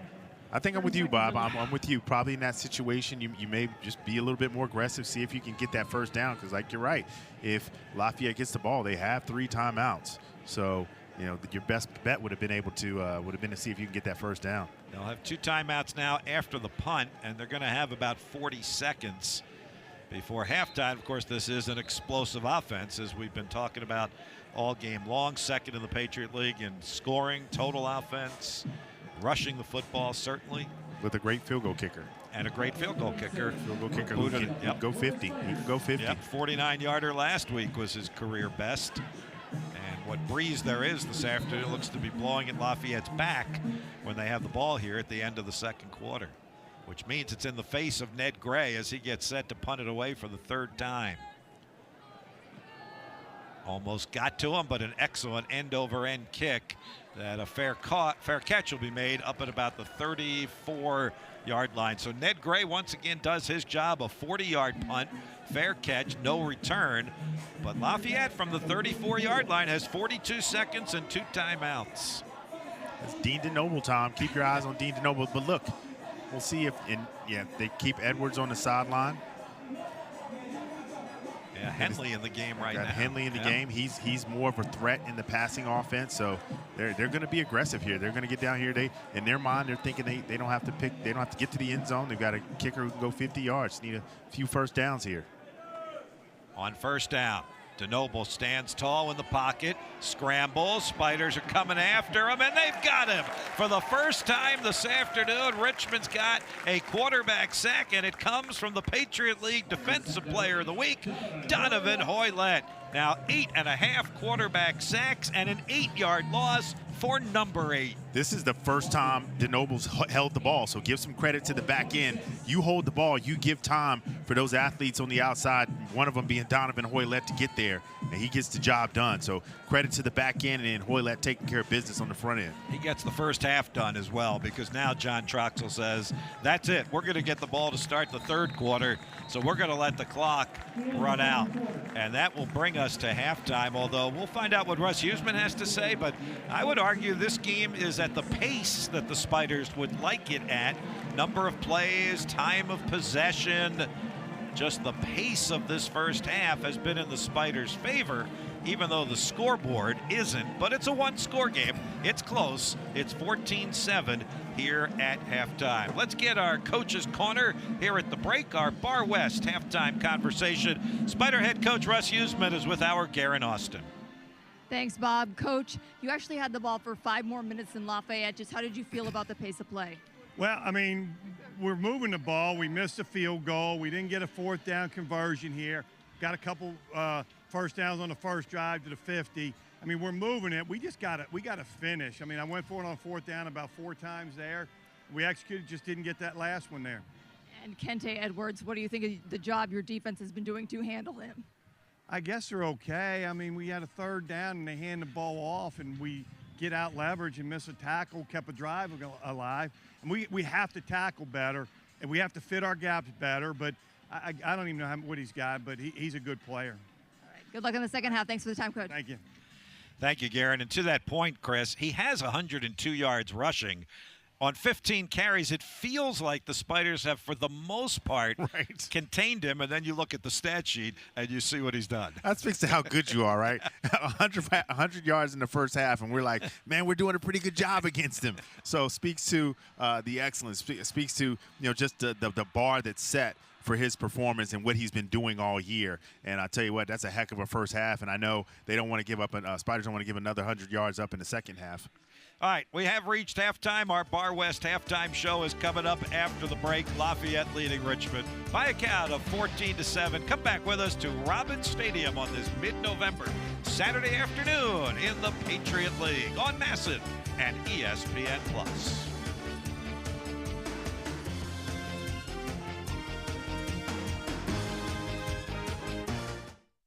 We're where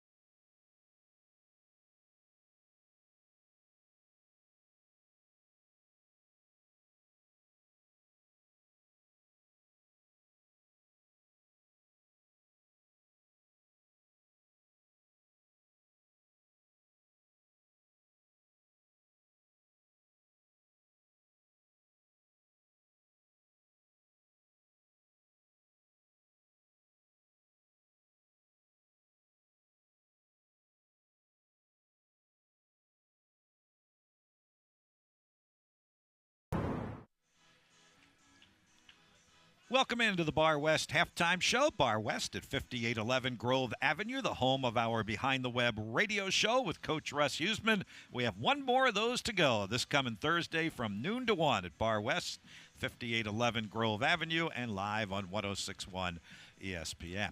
Bob and Chris back with you in the booth as we have reached halftime. 14-7, Chris, but Guerin asked Coach Usman about the pace of the game. What do you think? I mean, the Spiders have run 8 more plays. They've had the ball for about 4 more minutes. Kind of the game plan that I think Richmond would like to have unfold today. So I think the pace of the game is where the Spiders want it to be, but at the end of the day, it's still execution. You have to execute. There's so many almost. We just talked about it. Almost receptions, almost catches, almost getting the fourth down pickup. So if you want to slow the pace of the game down, that means you're going to have less possessions. If you have less possessions, you need to execute when you have the ball. Spiders easily should have, possibly 10 more points, right? They missed the field goal. They're down here inside the 20. That could have been a touchdown. So that's what you're looking at defensively. Playing pretty well. We joked about this. You're holding Edwards to 100 yards in the first half, and you feel like that's a win, but he's that good because at the end of the day, Lafayette only has 14 points on the board. Here's what they've got on the stat sheet. Let's take a look at the first half numbers. And to your point there, Chris, those are pretty pedestrian offensive numbers for a Lafayette team that averages 423 yards of total offense a game. They put up 59 points last week, and like they're one of the top offenses. But again, if you can't make them pay, then it doesn't really matter. Red zone trips, Spiders have been there twice. Obviously, only came out with 7 points. Penalties, couple big penalties. Spiders have been battling that all year. Got to figure out a way to get that right. And at this point, no real turnovers. This is a good defense, but great defenses not only make turnovers, but find a way to turn those turnovers into points. Let's see if the Spider defense can do that in the second half. Yeah, the Spider defense still looking for that big turnover that might get them some scores. The Richmond defense very much aware of the fact they haven't put any points on the board yet this season. Could it happen in the second half today? We'll find out. More of our Bar West halftime coming up after the break from Robins Stadium.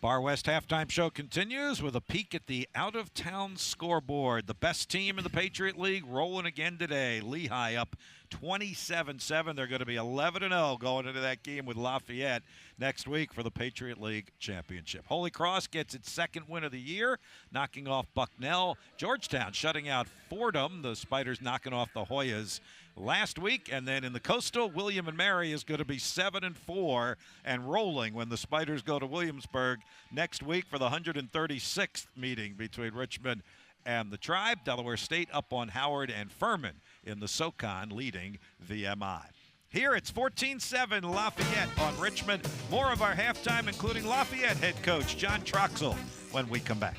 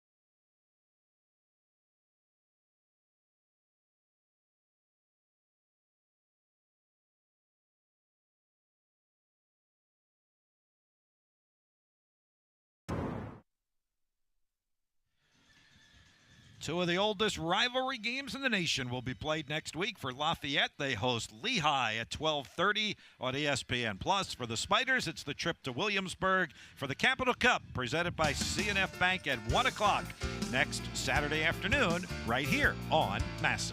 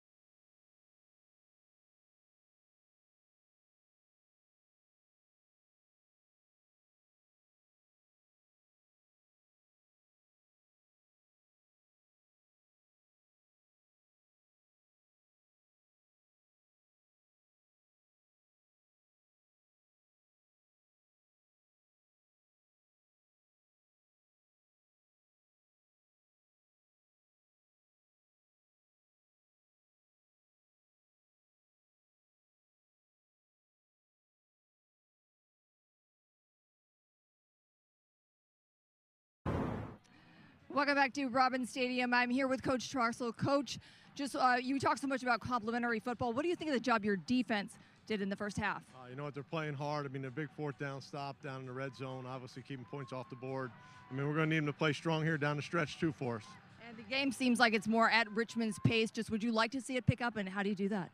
No, I mean, I think we're playing at a good pace as well. So obviously we got to keep converting third downs and keep moving the ball and get closer to the end zone. All right, good luck in the second half. Thanks for the time, Coach. Appreciate it. All right, Garen, thanks with Coach John Troxel of Lehigh. And the Leopards will get the ball here to start the third quarter with the 14-7 lead. One of the lower scoring games they've had throughout the course of the season.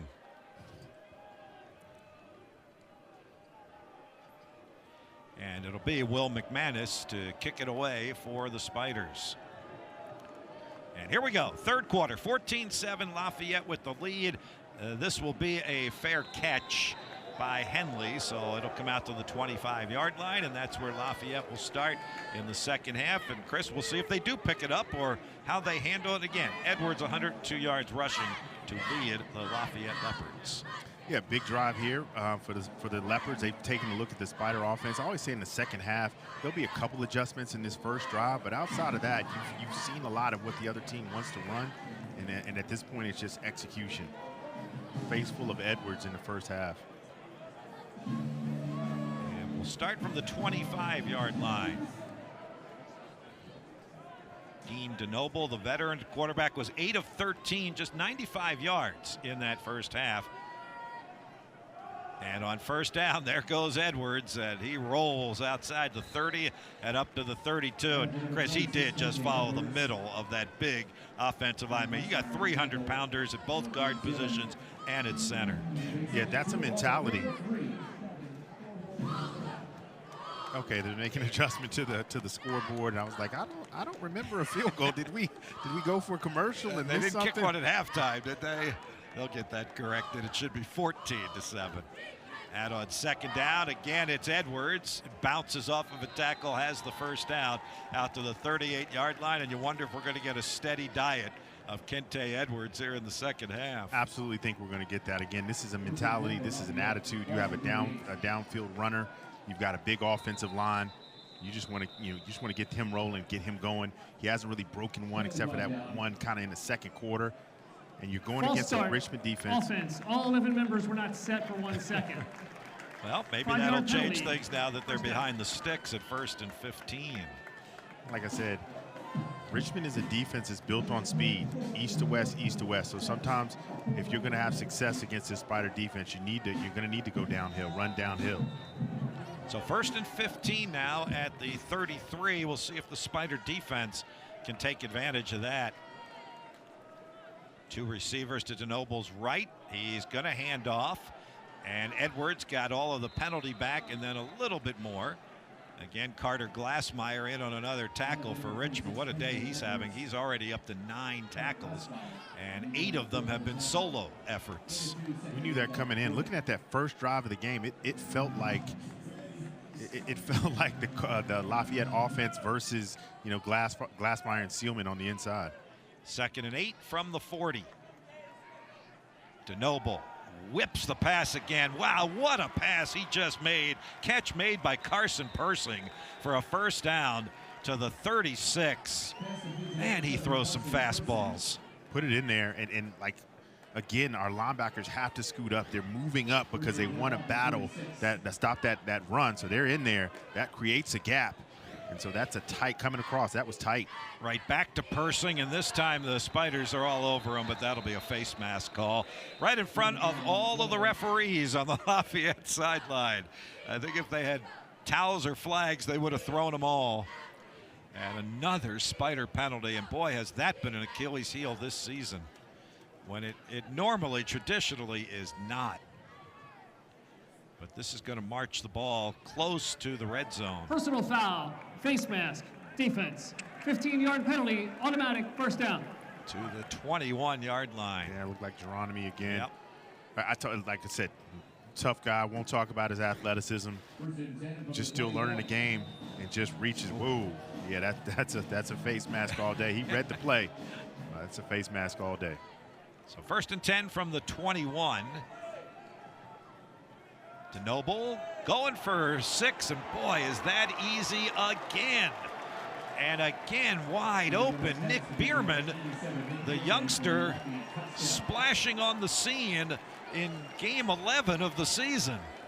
Looks like the same play they ran earlier, which he scored on, and there was a bust. And you saw Jordan Allen kind of yelling at the corner, the exact same situation. They ran the exact same play. Again, the receiver is wide open, and again, you see the safety and corner for the Spiders arguing, yelling with each other. So that's a correction they have to make at some point. That's 2 for 2. They run that play, 2 touchdowns. To the same guy, the freshman Nick Bierman.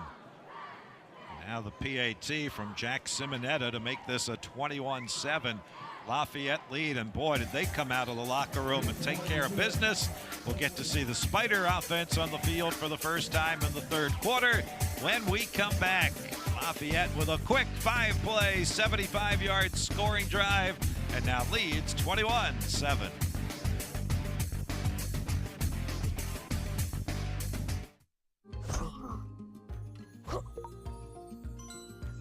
Kids grow up fast, but with the money you earn from your PenFed checking and savings accounts, you can be there to support them through every stage of life. I got it. PenFed's got great rates for everyone.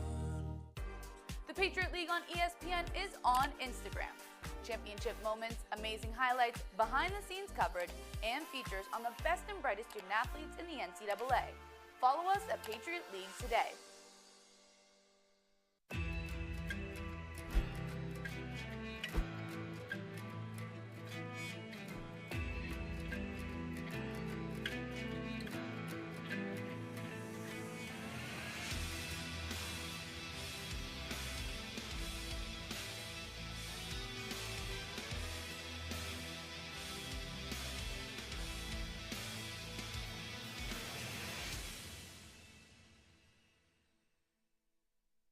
The Patriot League is dedicated to the development of the student athlete through excellence in athletic competition, challenging academics, personal growth, and contributions within their communities. The Patriot League places among the NCAA leaders in graduation rates annually, with graduates moving on to serve in all facets of society by using their talents and voices for positive change. We are today's scholar athletes. We are tomorrow's leaders. We are the Patriot League.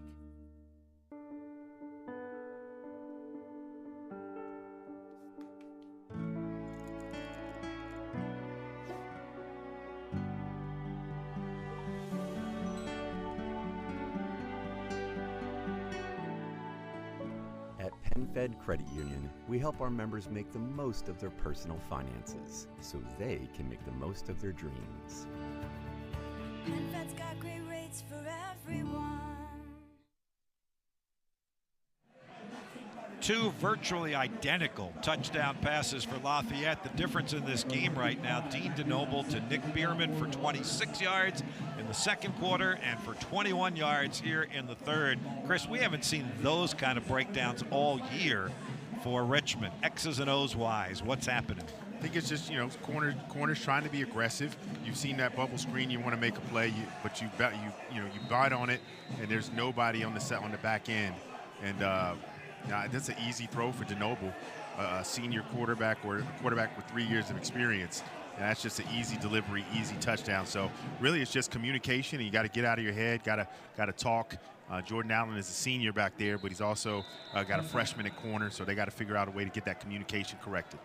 Yeah, those were 2 replays. They were not the same replay. They looked like the same replay. Those were the 2 touchdown passes that DeNoble threw to Bierman, and DeNoble now on the season up to 18 touchdown passes and 53 in his career. You know what's interesting is that since the Spiders have made the adjustment where they're taking the ball at the beginning of the game, the Spider defense has given up several touchdowns in the first drive of the half. It's happened nearly 3 or 4 times, so I don't know if that's that adjustment is not working well for them. Spiders start from the 25. Aziz Foster-Powell picking up positive yardage. Look at him bounce off a tackle. A bruising kind of shoulder hit by Aziz Foster-Powell for extra yardage out to the 41. That'll be a 16-yard gain for Aziz Foster-Powell. Wow. A train is what they call them. Or, excuse me, vitamin A. Vitamin A. But the Ace train is pretty good for Aziz also. Look at that. That's what he does. Last week, we knew it was time to, to kind of take control of the ball, of the game. We needed to control the clock a little bit. And the messaging in the huddle was, hey, it's time to give him a little vitamin A. And it was Aziz Foster-Powell going to give him the ball. And, like, it doesn't matter who's there. He's going to break tackles. He's going to make something out of nothing. That's Dante Jackson, who evidently is okay because he comes charging off of the field to the sideline. Ironically, he's from Washington, D.C. Jackson played at DeMatha High School, just up the road, just up I-95. It's like he was in an accident on I-95 on that one. 16-yard gain for Foster-Powell. He's up to 59 yards. The Spiders are out to their own 41-yard line.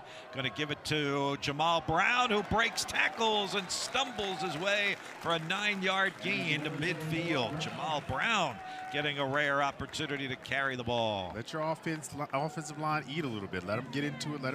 Let them be aggressive. Now here, this is a second and short situation. I feel confident I can pick up the third. If I was going to take a shot, it would be right here. This would be Isaiah Dawson time for me. Ashton Snellsire has 2 receivers to his right, 1 to his left. 2nd and 1. Spiders will go for the first down, but they're not going to get it. On 2nd down and 1, it's going to be 3rd down and maybe 1.5 now. Back into Richmond territory at about the 49.5-yard line. They tried to go to Jamal Brown again. And we should mention it, we really hadn't earlier, Chris. The Spiders have 1 change on that defensive line. Godwin Berger is the right tackle. I think we mentioned it when we gave the starting lineups. We really haven't talked much about it. He's in for Gabe Carbajal today at that right tackle position. 3rd down and 1. Powell coming straight ahead. I don't think he got there. As the trenches battle right now being won by the defensive front of Lafayette. It'll be 4th down and 1 yard at midfield. And Russ Huseman, who told Garrett at halftime he's gone for it a couple times in the first half, he's going to stay true to form. He's going to go for it here. You and I both like when you're going to go for it on 4th down. We like the quarterback under center. Here it comes. Kyle Wickersham with the push. Believe he will have the first down, but there are penalty flags on both sidelines at the line of scrimmage. And we'll see if Lafayette was kind of cheating forward a little bit, trying to jump the snap count or line up. Offside. Defense number 95. 5-yard penalty results in a first down. That's the case. Michael Vaughn, the junior defensive tackle, played his high school ball at St. Stephen's and St. Agnes. And I mention that emphatically, Chris, because the Spiders have a terrific men's basketball freshman who started his high school career at St. Stephen's and St. Agnes. Aiden Argabright, who finished up at John Marshall, played his first 2 years, where Michael Vaughn also played. Snellsire's pass is too wide for Andreas Hill, and it'll be 2nd down and 10. Yeah, you're doing double time right now. A little football, a little crossover basketball, season. A little crossover season, getting it done. Well, I saw Michael Vaughn was at St. Stephen's and St. Agnes, and I'm like, that sounds really familiar. Why is that? And that's because that's where Aiden Argabright played his freshman and sophomore years of high school before moving down here to Richmond and finishing up on a state championship team at John Marshall. And been off to a terrific start for the Spider men's basketball team. It's back in action Wednesday, 7 o'clock against VMI at the Robbins Center. 2nd and 10. Dawson in motion. Snellsire on the rollout. He got buried and throws it away. He took a hit from Robert Stevens, another DeMatha product out of the nation's capital, the junior linebacker. Yeah, just never got a chance. He had 2 guys who were wide open by yards, but just never got a chance to set up and deliver the ball. Would have been, man, he probably could have gone to 2 receivers and gotten a touchdown right there. It just didn't work out. Ran that earlier, and it worked out for the Spiders. This time Lafayette was prepared. Spiders are 4 for 12, a dozen 3rd downs for the Richmond offense. Lafayette looks like they're going to blitz here, makes force a short pass. Snellsire looking to pass, and he short arms that one, and it's incomplete. Javion Griffin was pretty well covered anyway, and it's 4th and 10. And the Spiders will punt it away and play some field position here, try and pin this Lafayette team as deep in its own territory as possible. No continuity on that one. A little bit of everything. Some of it, was actually making plays, some missed blocks on there, some questionable calls, so just no continuity.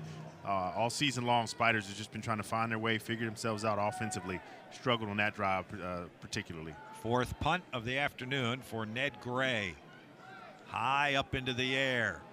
It's going to be touched at about the 3-yard line, but it wasn't grabbed, and it goes into the end zone for a touchback. Boy, the Spiders had a shot there. Kyrie Richardson, who's been good on special teams this year, had a chance, had a twist and turn to try and catch that one and couldn't grab it. So Lafayette from the 20-yard line with a 14-point lead, 3rd quarter.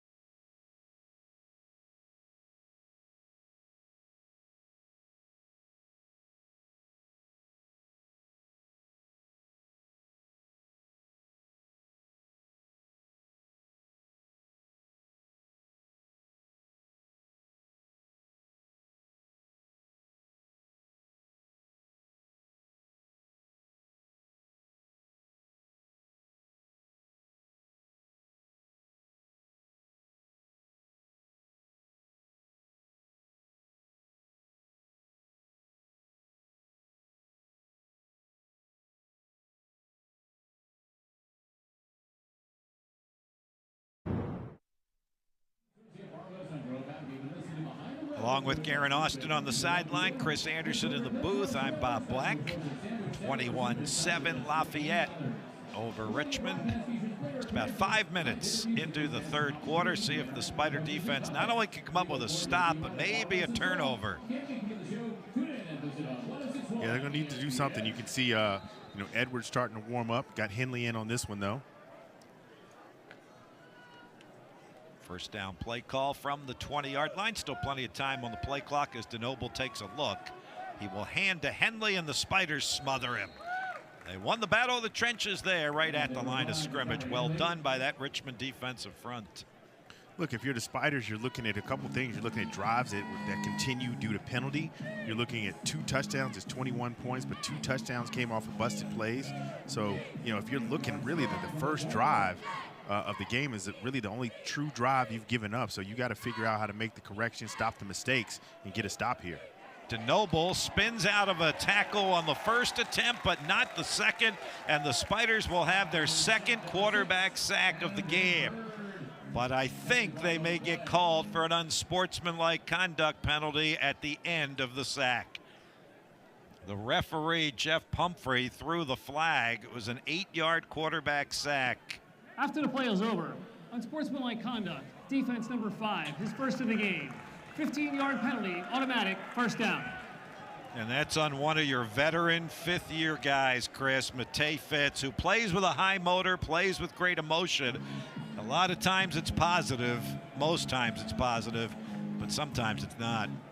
Yeah, just beating yourself. I just ran down how the defense is pretty much they're doing a lot of things right, but they've beaten themselves. And then you have a sack, should have been a drive stopper, and then you give up the first down with the unsportsmanlike conduct. That is now 60 yards and penalties charged to the Spiders. Been a season-long problem.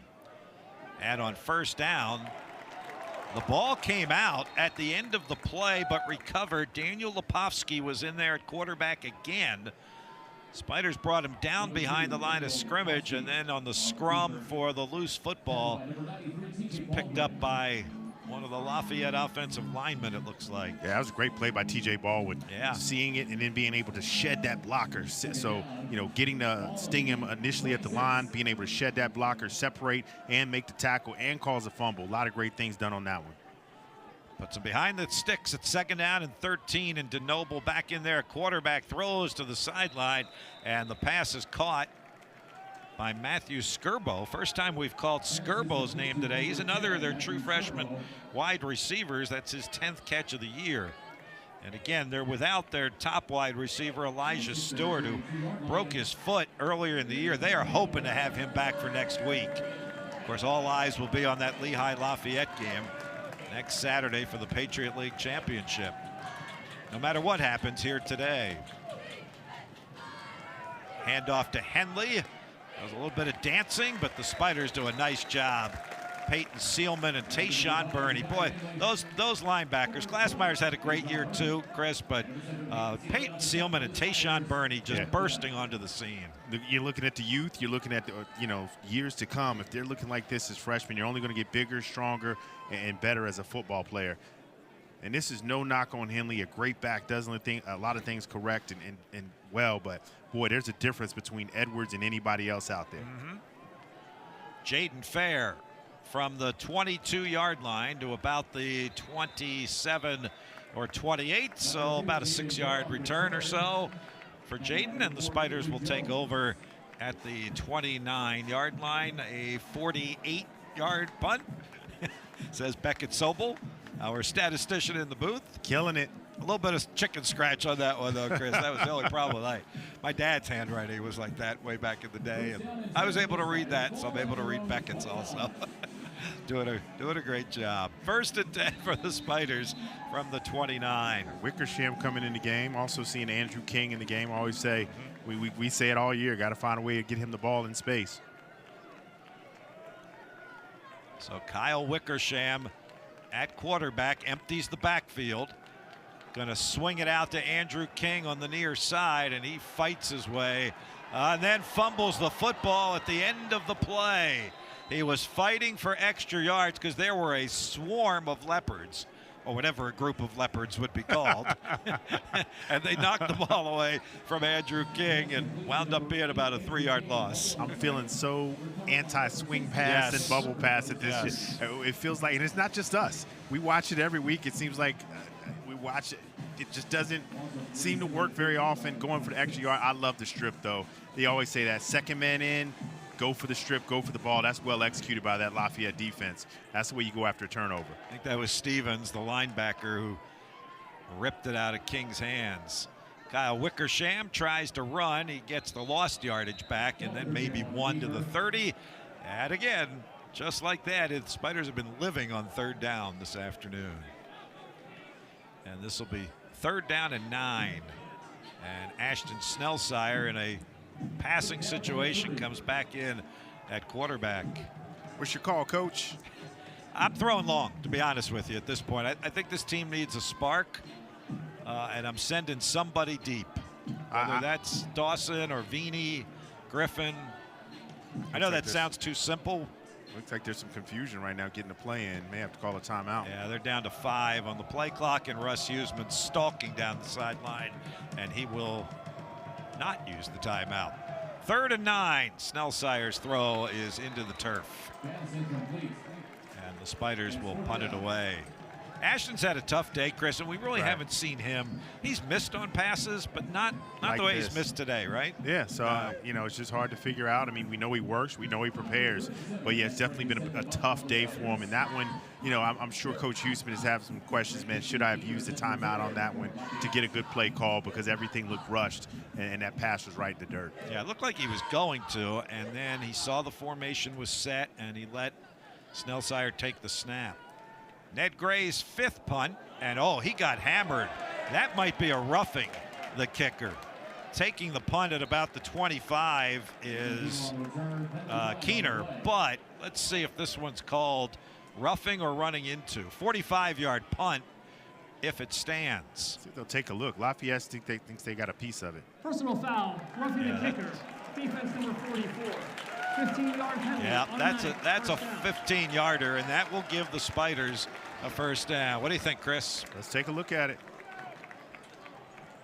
Yeah, I mean, so usually it's roughing if he's kicked, he's landed, he's set on the ground, and then there's contact that knocks him down. That's usually going to be a roughing call.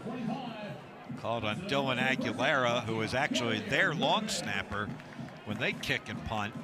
Got called for the personal foul. Let's see if this lights a little light under the little fire under Spider offense. So they are reviewing to see if a Lafayette player may have hit the football, may have touched it, deflected it. That would negate a roughing the kicker. And look, they immediately came off, and that's what they felt. They felt like they had gotten a piece of the punt. If they've got a piece of it, that'll make all the difference. Usually you can tell by the trajectory of the ball if it was tipped in any way. So the first replay that we saw, it didn't appear as if they got a piece of it. I just think they're too far away from the ball there, Chris. I don't know if I'm looking at that with red and blue glasses or not. I don't see any contact. But, you know, we're both getting older, Bob. We're both getting older. We'll see how things work. But for me, in my eyes, which I also wear red and blue glasses, I didn't see any contact.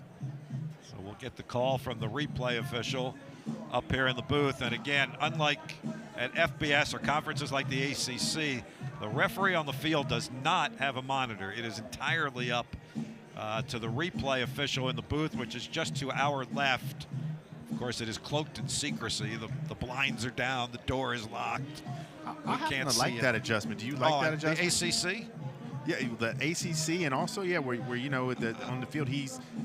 I don't like this. I wish the referee on the field still had a monitor. I think 2 sets of eyes is better than 1.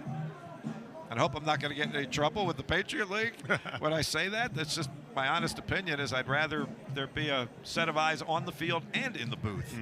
And what I love about the ACC see it all is that they now show the control room, and you hear the conversation, and the transparency is tremendous. Hey, you see everything, and you learn a little bit about football, right? Learn a little bit about the behind the scenes of being a ref and making calls, and what are they looking for, what makes a difference. If I'm a Spider, I'm a little worried because this is taking a little bit longer than I thought it would take. And here's another look. We'll slow it down as best we can. I just think there's a margin there. After further review, the ruling on the field is upheld. First down. So maybe our eyes aren't getting as old as we thought they were. Just want a little drama. They needed a little drama.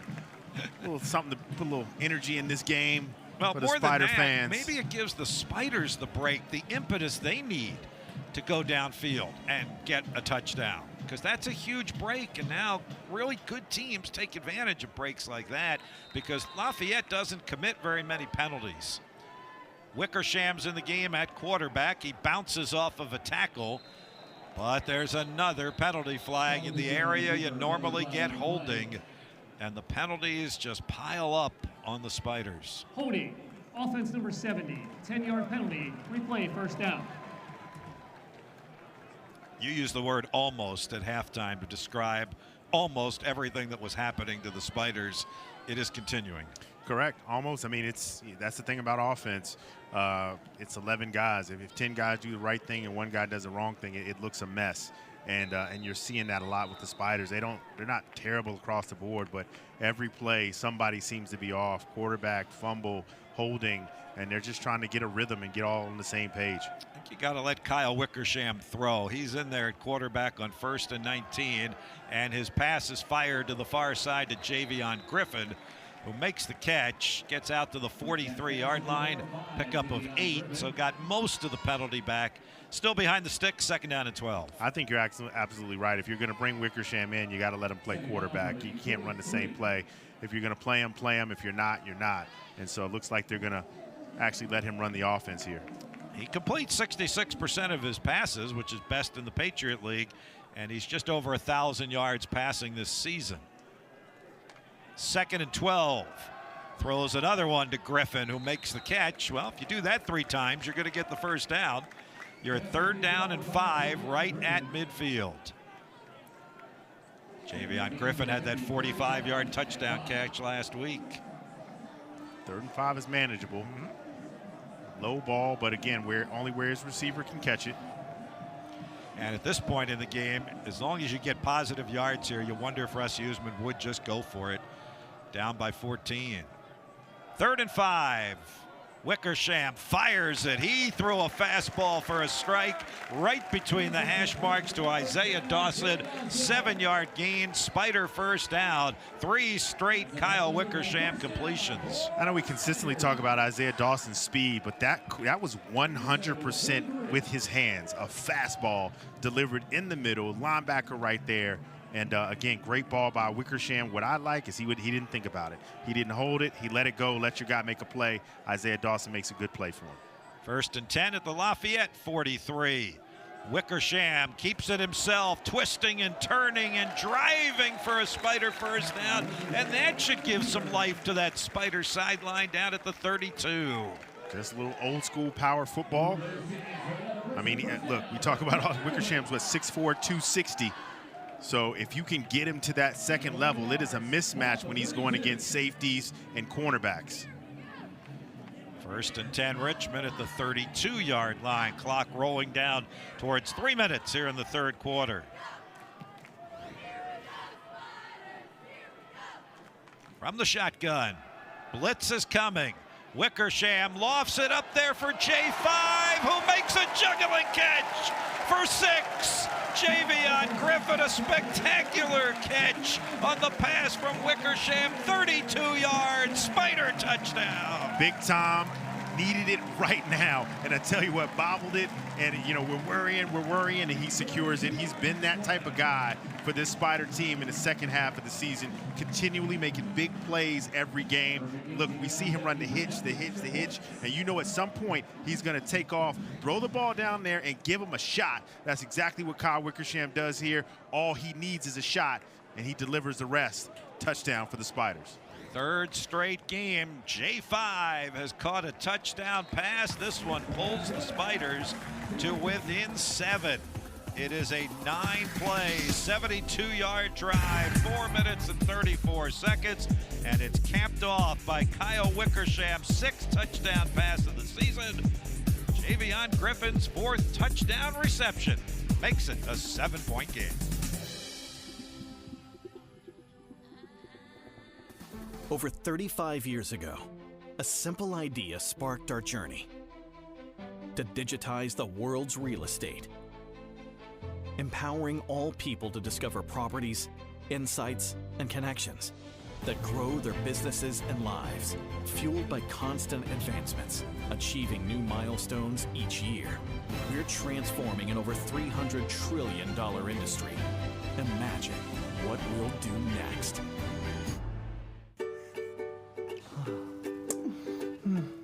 Hey, which school did she decide on? She's still only 5. Come on! I think she should go to all the colleges. I mean, where's that sticker stuff?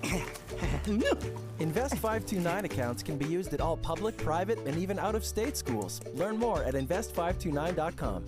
Whichever one you hit first. wins. Luck Chevrolet is the Chevy truck expert, period. If you use your truck for work, play, or both, go where the truck guys go. Luck has a truck for every budget. Luck is the dealer to help your business be more productive. They've got all types of commercial vehicles, SUVs, and regular trucks available to replace your aging vehicle inventory. In person on Route 1 in Ashland or online at luckchevrolet.com. Buy your new truck from Luck Chevrolet in Ashland. My name's Chris Mooney, head basketball coach of the Richmond Spiders. We've worked for years with Virginia Cardiovascular to take care of the hearts of our student athletes. VCS has had a long-standing tradition of providing good heart care in the Richmond area. The partnership with Chris has been fantastic. It really gives me a sense of pride knowing that we can open our doors and get these athletes in as quickly as possible whenever there's a need that arises. I think we've opened our arms and made a good place for them. Spiders down just 7 now, which should have that Richmond sideline up and going. How about it, Garen Austin? Bob, there is life on the sideline. That sure gave this team a spark down here, and the fans are behind them as well, so a lot more energy now after that drive. Again, 9 plays, 72 yards, 4.5 minutes. And Chris, they had some adversity with the holding penalty, but they also took advantage of the Lafayette penalty, the roughing the kicker call on the punt. Kept it going, and they took advantage of it with some clean football towards the end of that drive, right? Yeah, you could see the heads down, and you and I have said it. The kick's going out of bounds, so it's going to give Lafayette a chance to start the ball. Look, we've just said it. And I don't think that's happened to Will McManus all year long. Free kick out of bounds. Right? It hasn't. To the 35-yard line. Spiders are just struggling to get out of their own way here. You got it, 21-14, you're in the game. Like you said, all they did is 6 plays. They put together clean football and were able to get in the end zone. That wasn't a busted play on the Javion Griffin touchdown. That was a good ball, one-on-one, and he won the battle. And if you're Russ Huesman, that's the frustration. You coach this team, you see how they work. Don't beat yourself. Put yourself in a position to win these battles and win this game. Will McManus has kicked off just about 50 times this year. That's the first one that has gone out of bounds. So Lafayette will start up at the 35-yard line, now protecting just a 7-point lead. And before the first snap, a whistle, and Lafayette will use a timeout. 30 seconds in length. So we'll see if maybe they didn't like the personnel they had in there or the formation. And Chris, speaking of the personnel, Ja'Kyrie Henley back in there again at running back. We have not seen much of Kente Edwards here in the second half after that first drive. I didn't see him go off the field. I didn't see him banged up or anything. I did tell you, I thought it was interesting that the question was asked a couple times at one of their during one of their this week's interview. Do you think resting any of the guys would be what you'd want to do? Would you want to consider that, put them in a position to be competitive next week at Lehigh? And then the coach immediately said, no way, because we're battling for a playoff position. We need to win every game. Well, that was a personnel timeout because there is number 26 back in the game, and the Spiders saw it as well. And there is Sealman and Glassmeyer again making the tackle. It's like the two of them are joined at the hip on these tackles today. That's the 11th tackle for Glassmeyer and the 8th for Sealman. They lead the Spiders. And a gain of 4 on the 19th carry of the afternoon for Kente Edwards. 2nd down and 7. Another carry. Coming straight ahead, and this time he bursts into the secondary, and he's on his way. Look at him pick him up and put him down. What a run. 61 yards for Kente Edwards. Touchdown Lafayette. And we called that, no doubt about it. He was definitely the best player, the best offensive player, the best running back in the Patriot League. He's done that every game. He's been over 200 yards almost every game. Looks like he may be on his way to his 6th Offensive Player of the Week award. And look, we talked about you're not going to be able to beat him without getting multiple hats to the ball. You got to get multiple hats. Once he gets to that next end, he's a 10-6, 100-meter guy, so he has breakaway speed. So you got to be able to slow him up. You got to get hats to the ball. That's a disappointment right there for the Spider defense. So Kente Edwards now 20 carries, 187 yards. He came into the game averaging 129. He also came into the game averaging 7.8 yards per carry. Chris, he's now up to 9.4 yards every time he touches the ball. He's dangerous, and that's what I'm saying. It doesn't matter if you stop him for a yard or stop him for 2 yards. You got to keep feeding him. You got to keep getting him the ball. You got the big offensive line. At some point, they're going to create an opening and a space, and he does the rest. You're not catching him if you don't tackle him early or put some type of contact on him in the backfield. He separates from guys right there. You know, Russ Huesman was asked about him this week, and he kind of compared him to one of Richmond's former running backs from last year, just as a point of localization, and that was ZPS, Zach Palmer-Smith. Yeah. The way he runs, the way he breaks tackles, and ZPS last year had over 1,400 yards, 13 touchdowns, and a little bit similar. The year that Kente Edwards is having is almost incomparable to other running backs. I mean, those are just the numbers he's putting up there. And I see the ZPS comparison. I don't.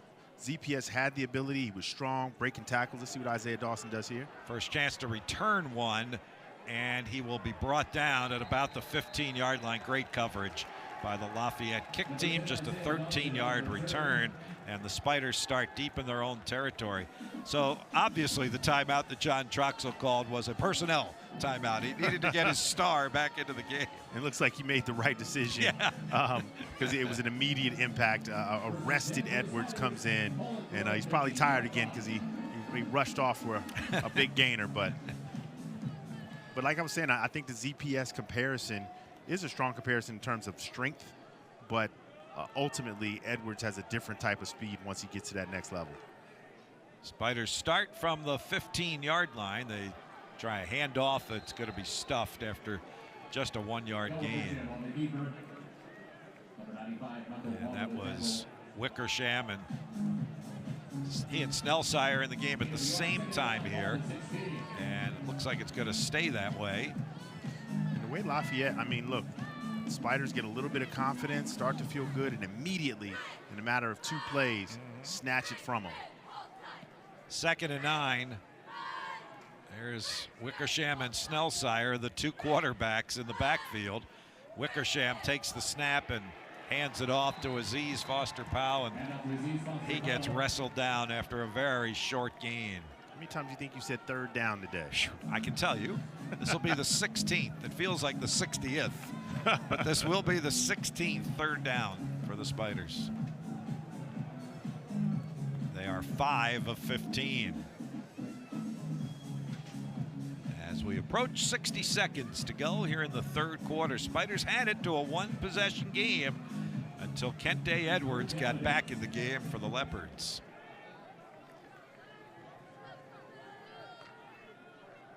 Snellsire to throw, or check it, Wickersham to throw.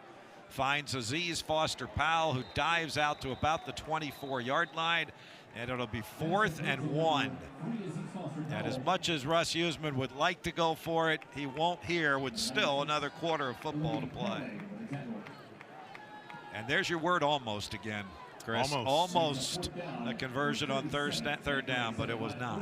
The frustration is there. And we've seen that a couple times with this Spider, particularly the Spider offense, just frustrated.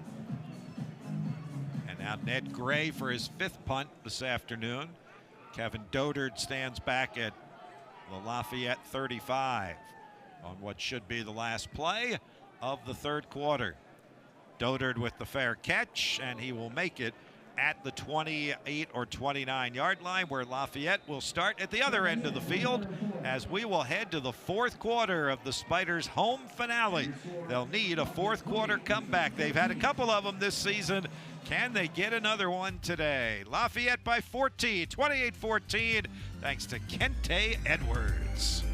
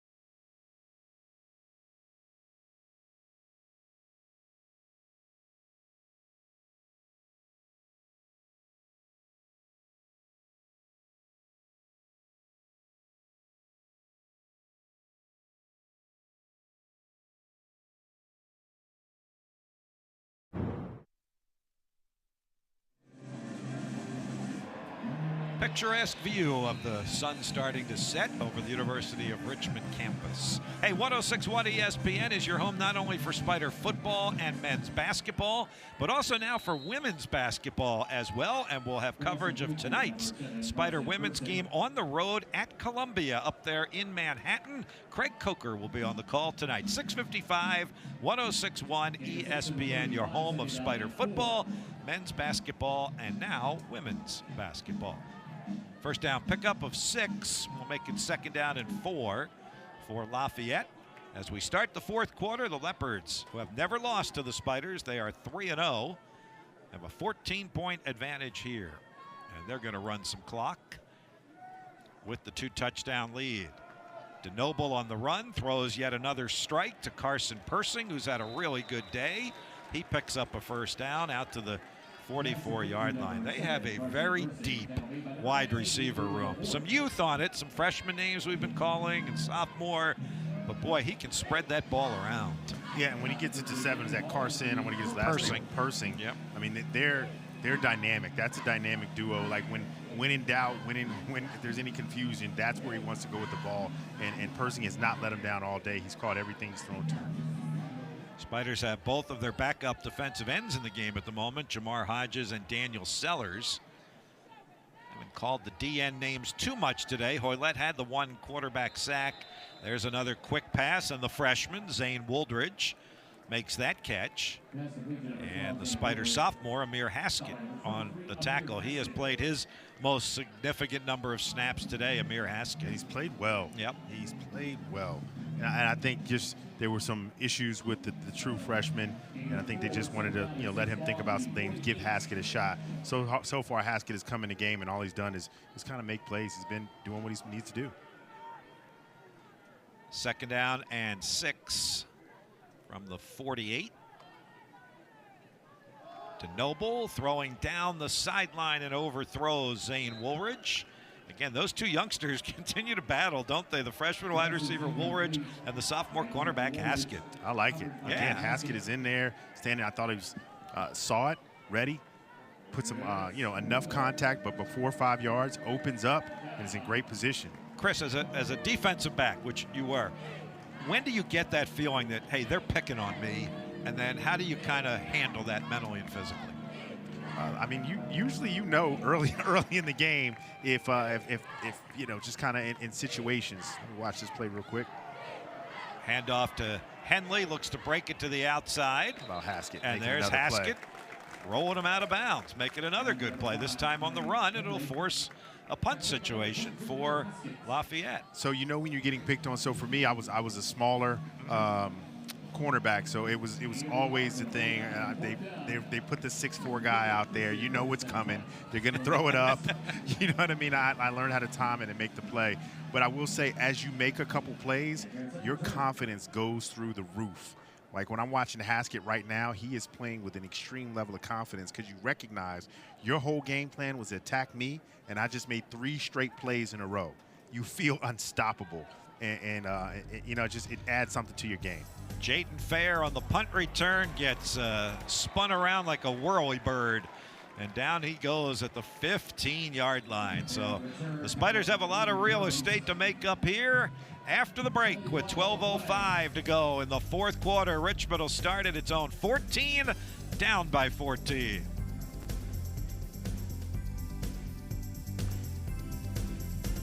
We're where Richmond talks sports. 106.1 ESPN. Get your weekday morning start at 8 to 10 with Jack Fitzpatrick. Before Matt Josephs and Bob Black get you home from 3 to 6. Plus, we're your home for every Spiders game. 106.1 ESPN. Over 35 years ago, a simple idea sparked our journey to digitize the world's real estate, empowering all people to discover properties, insights, and connections that grow their businesses and lives, fueled by constant advancements, achieving new milestones each year. We're transforming an over $300 trillion industry. Imagine what we'll do next. You are tenacious. You are creative. You are innovative. You are strong. You are a Spider. A Richmond Spider.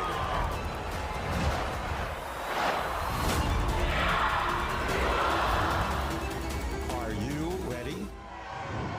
Let's go! When a market shift is around the corner, invest in an entire sector and get ahead of the curve.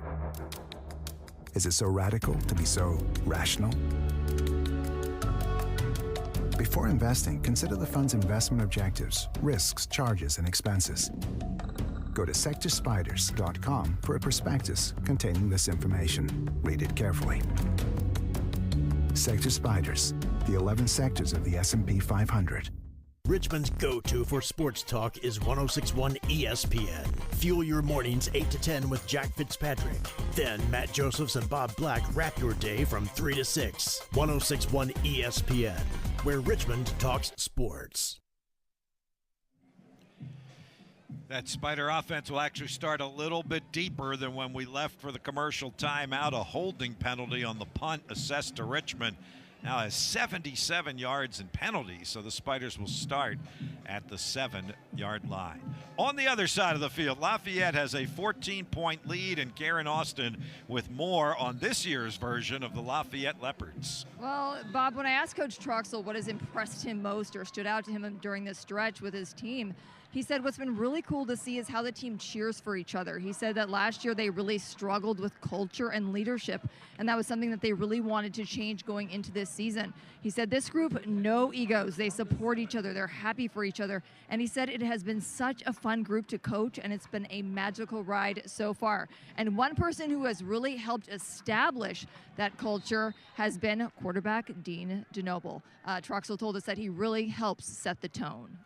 3-year starter for Lafayette. There's Isaiah Dawson grabbing the pass, picking up a first down. Kyle Wickersham to Isaiah Dawson out to the 16-yard line. Chris, the one thing that Coach Troxel said to us that I know you can comment on being a former player is he said, you know, when there's an offensive huddle or a defensive huddle, our guys don't feel like they're going into the offensive huddle or they're going into the defense huddle. They're just going into the Lafayette huddle. Yeah, just going into the team huddle, particularly if you're a leader on the team. With good teams, that you know who the leaders are. Wickersham throwing into double coverage, and I think one Lafayette defender knocked it away from the other. Ryan Gadsden got his hand on the ball. Yeah, but when you're going into that huddle, like good teams, that you know who your leaders are. And I know we have captains, but sometimes it goes beyond captains. You just know, you have quiet leaders, you have guys who are vocal. You have just different personalities, and when you all kind of join and you bond and you know there's a fit, it's like a puzzle. And in the great teams, it fits perfectly like a puzzle. You kind of know whose role is what, and it all works well. Wickersham fires that one to Andreas Hill on the sideline, but again, well covered by Gadsden, who's had a terrific year. He's also been playing with a club on his hand. I think his is on the left hand, unlike the Spiders, Glassmeyer and Seelman on the right. Had broken hand, broken wrist. That's the thing. We're seeing a lot of that. Yeah, a lot of that this year. Club. I guess his is probably the right also. I'm looking down at him, so his is on the right hand also.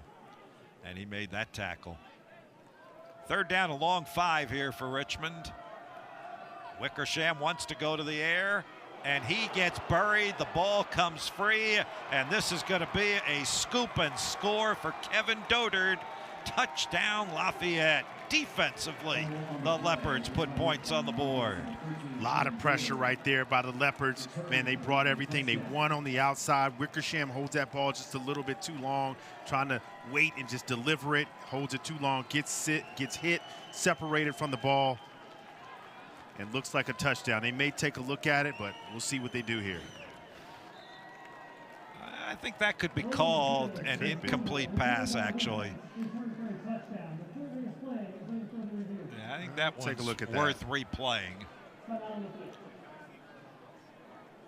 That seems to be a pass to me, Chris. Now, he kept it in his hand a little bit longer and threw it almost straight down into the turf. I think that would be the interpretation.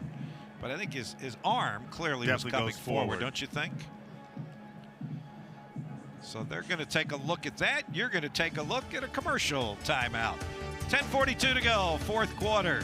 Lafayette at the moment up 28-14. We'll see if it's more when we come back.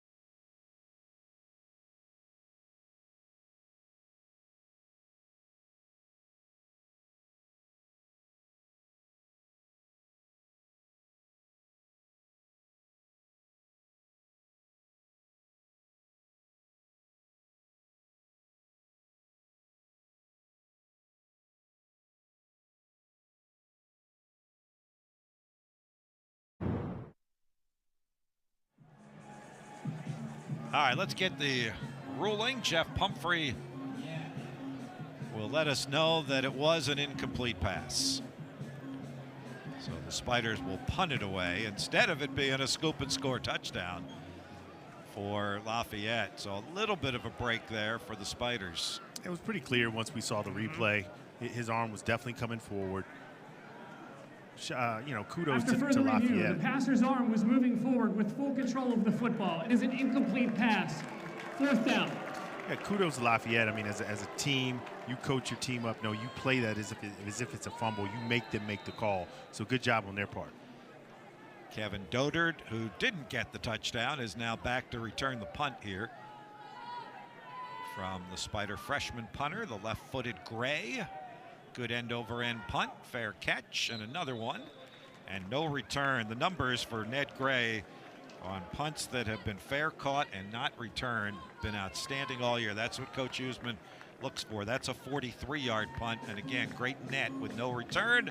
Lafayette will start at the Leopard 31-yard line. And I said it coming in, one of my keys to the game was, hey, the Spiders got to find a way to top 28. Top 28 points, because I felt like that was going to be right on the number to keep you in the game with Lafayette. So not even saying I could win, I just felt like 28 is where you need to be in the game in the fourth quarter. Right now, it's right where Lafayette is. Yeah, they average 34 a game, and they've been piling up the points of late in their most recent games. DeNoble hands off, and again, the Spider defense still going at it hard. That was Lee Bruner the fourth, making the tackle on Henley after a gain of just a yard to make it 2nd and 9. The Leopards now, you would think, would be content to continue to run the ball with Henley. They'll keep Edwards out of harm's way. They're already without Ethan Weber, the other running back who has almost 600 yards and 8 touchdowns this year. And they'll hope they're all healthy for next week, which is beginning to look like it's going to be a showdown of unbeaten Patriot League teams in conference action. Lehigh rolling to a win today. They'll come in at 11-0. And it looks like this Lafayette team, unless the Spiders can make a comeback in the next 10 minutes, will be 6-0 in the league and 8-3 overall. You got to believe the Patriot League is salivating over that game next week. You know, all the talk about where college game day should be, maybe it should be in Easton, Pennsylvania next week, right? I mean, that would be worthy, right? You're talking about Patriot League. Lehigh is, number 4 in the country right now, undefeated in the Patriot League, the oldest rivalry in college football. Like, if you were ever, the game day tries to move it and rotate it and they try to go to at least one FCS game a year. You can't tell me that wouldn't be a great environment to talk about the history of college football, the history of that rivalry. Well, we're on ESPN Plus this afternoon. Maybe somebody's listening. Now that they've got that whole YouTube TV thing taken care of, maybe they can work on getting Lehigh Lafayette as college game day next week. And I mean, the Patriot League will be neutral about the whole thing. But if you're an observer, you kind of want Lafayette to win because Lehigh's obviously in the postseason no matter what happens. And a Lafayette win would give them the automatic berth, and you'd get 2 teams into the postseason. And I think Lehigh would still get a home game. Sure. Win or lose, I think they would get a home game. Lafayette maybe gets a home game, but they don't get the bye. But, yeah, if they win, I think you're right. I think both teams would obviously be in. That would be the deal for Lehigh. A loss might cost them a bye in that first round. Although at 11-0 and number 4, and you lose to another team that's unbeaten in your league, you might not drop very far, and you might still get that bye. So that's the best case scenario for the league overall that would get a second team in. And, we were talking with John Troxel about that, Chris, when we met with him this week. And he's another one of the coaches that's all in on not only Richmond being in the league, but Villanova and William and Mary coming next year as well, and just how good this league is going to be, not just on the Eastern Seaboard, but on the national FCS landscape. Look, we talked about it when we made the move. We weren't moving because of where the Patriot League is now. We looked at where the landscape of FCS, where it was going to be in the next 5 years, and I think other teams were late to the party. Wickersham's pass was deflected and caught, and I believe by a defensive player for Lafayette. And this one's going to be clean because the ball never hit the ground. It was deflected up into the air and picked off by Lafayette. That is Michael Vaughn, the junior defensive tackle. Deflating right now. Just Spider offense is just deflating. But I tell you what, this Lafayette defense has come to play. They recognize, we talk about complementary football, and Coach Troxel said that. Just getting pressure, probably held onto the ball a little bit too long again, but tries to sit in there and wait on his receiver. That is actually the second interception of the year for the junior defensive tackle, Michael Vaughn.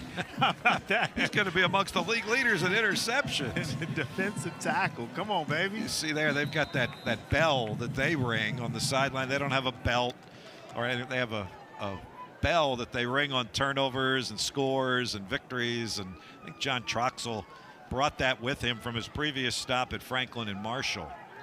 Edwards is in the game on this one. I think it's interesting. No, well, I think they can smell it. I think if you're Lafayette, this is your opportunity to go ahead and shut this game down, take it out of, you know what I mean? Just from anything happening, if you get back in the end zone. I know, a little tricky. He's a great coach. I'm not denying that at all, but I'm not even a Lafayette fan, and I'm a little worried that Kente Edwards is in the game. Not that I'm against Lafayette either. Right. I'm neutral towards them, but I don't know that you need him in the game, but he's in there, and he'd want to be. DeNoble's pass is deflected, and Peyton Sealman picks it off, one hand and all, and comes back upfield for Richmond. Can he go all the way? He will be dragged down by none other than Kente Edwards. Saves a touchdown, but Peyton Sealman gets his first interception. All right, we almost saw it, almost saw the Spiders. We said it before, they had gotten turnovers, but they hadn't scored a touchdown. But again, kudos to Kente Edwards, man. They talk about this kid, and he's special, not just talent-wise. Watch that by Sealman. First you get the tip, got to make one miss, makes the quarterback miss. How about that wall of blockers there? Kente Edwards, that's 10-6 speed there, because the blockers were there. He just outran them, got past the blockers, and secures the tackle against Sealman. Offense is back on the field in business. They're going to go with Wickersham. He's had the two, I guess, interceptions, kind of rough plays recently. Let's see if they just have him hand the ball off here. Got Aziz Foster-Powell there to his left. He's going to throw to the near side. Javion Griffin makes the catch at the 15. Drags Gadsden with him down to the 12-yard line. That'll be a first down as he picks up 11. Peyton Seelman with the 67-yard interception return. It's big time. This defense just staying with it. Keep playing, keep playing, keep playing. Foster Powell will take it to the house. It's a 12-yard touchdown run for Aziz Foster Powell. And the Spiders have made this a one-score game once again. How about the hole that was created? Big hole for Foster Powell. No need to break tackles. No need to shimmy or make anybody miss. That hole was huge.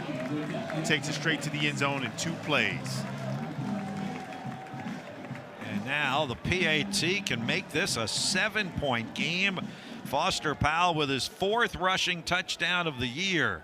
And the Spiders get the touchdown in the red zone and turn the turnover into points. Jaden Olszewski adds the PAT. So don't go away. We've still got a game. Richmond reignited by the Peyton Seelman interception. Returns at 67 yards. Sets up Aziz Foster Powell from 12 yards out. Lafayette 28, Richmond 21.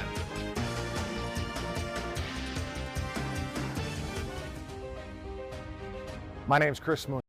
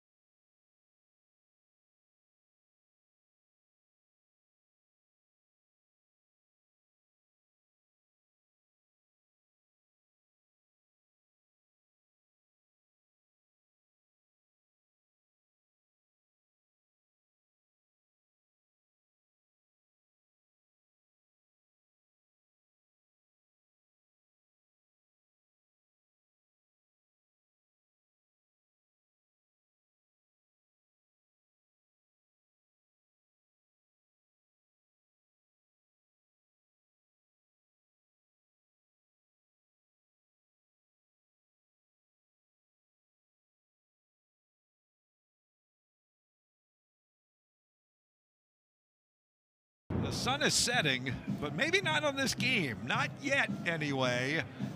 The Spiders have closed the gap back to a 7-point game, and the defense provides the spark with the Peyton Seelman interception and then the Aziz Foster Powell 12-yard touchdown run. Not that I ever should have second-guessed in the first place, Chris, but I'll never do it again.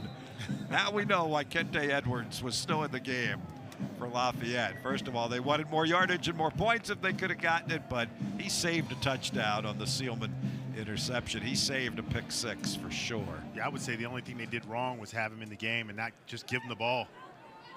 That would have been my suggestion. If I was on that sideline, I was like, you know, Kente Edwards is in the game. We're going to hand him the ball. If he can't get the first down, we'll kick the field goal and move on with life. But I guarantee we will see him in the game on this drive, and the Spiders will get they'll get smacked in the face with, I think, 3 or 4 carries of Kente Edwards. Lafayette will start at the 25-yard line after the fair catch. Kente Edwards today, 21 carries, 188 yards. He had the 61-yard touchdown. That's now the difference in this game. If you're the Spiders, you need a couple good plays and maybe third down. That's when you got to stop DeNoble. But here it is right here, Edwards. Coming straight ahead.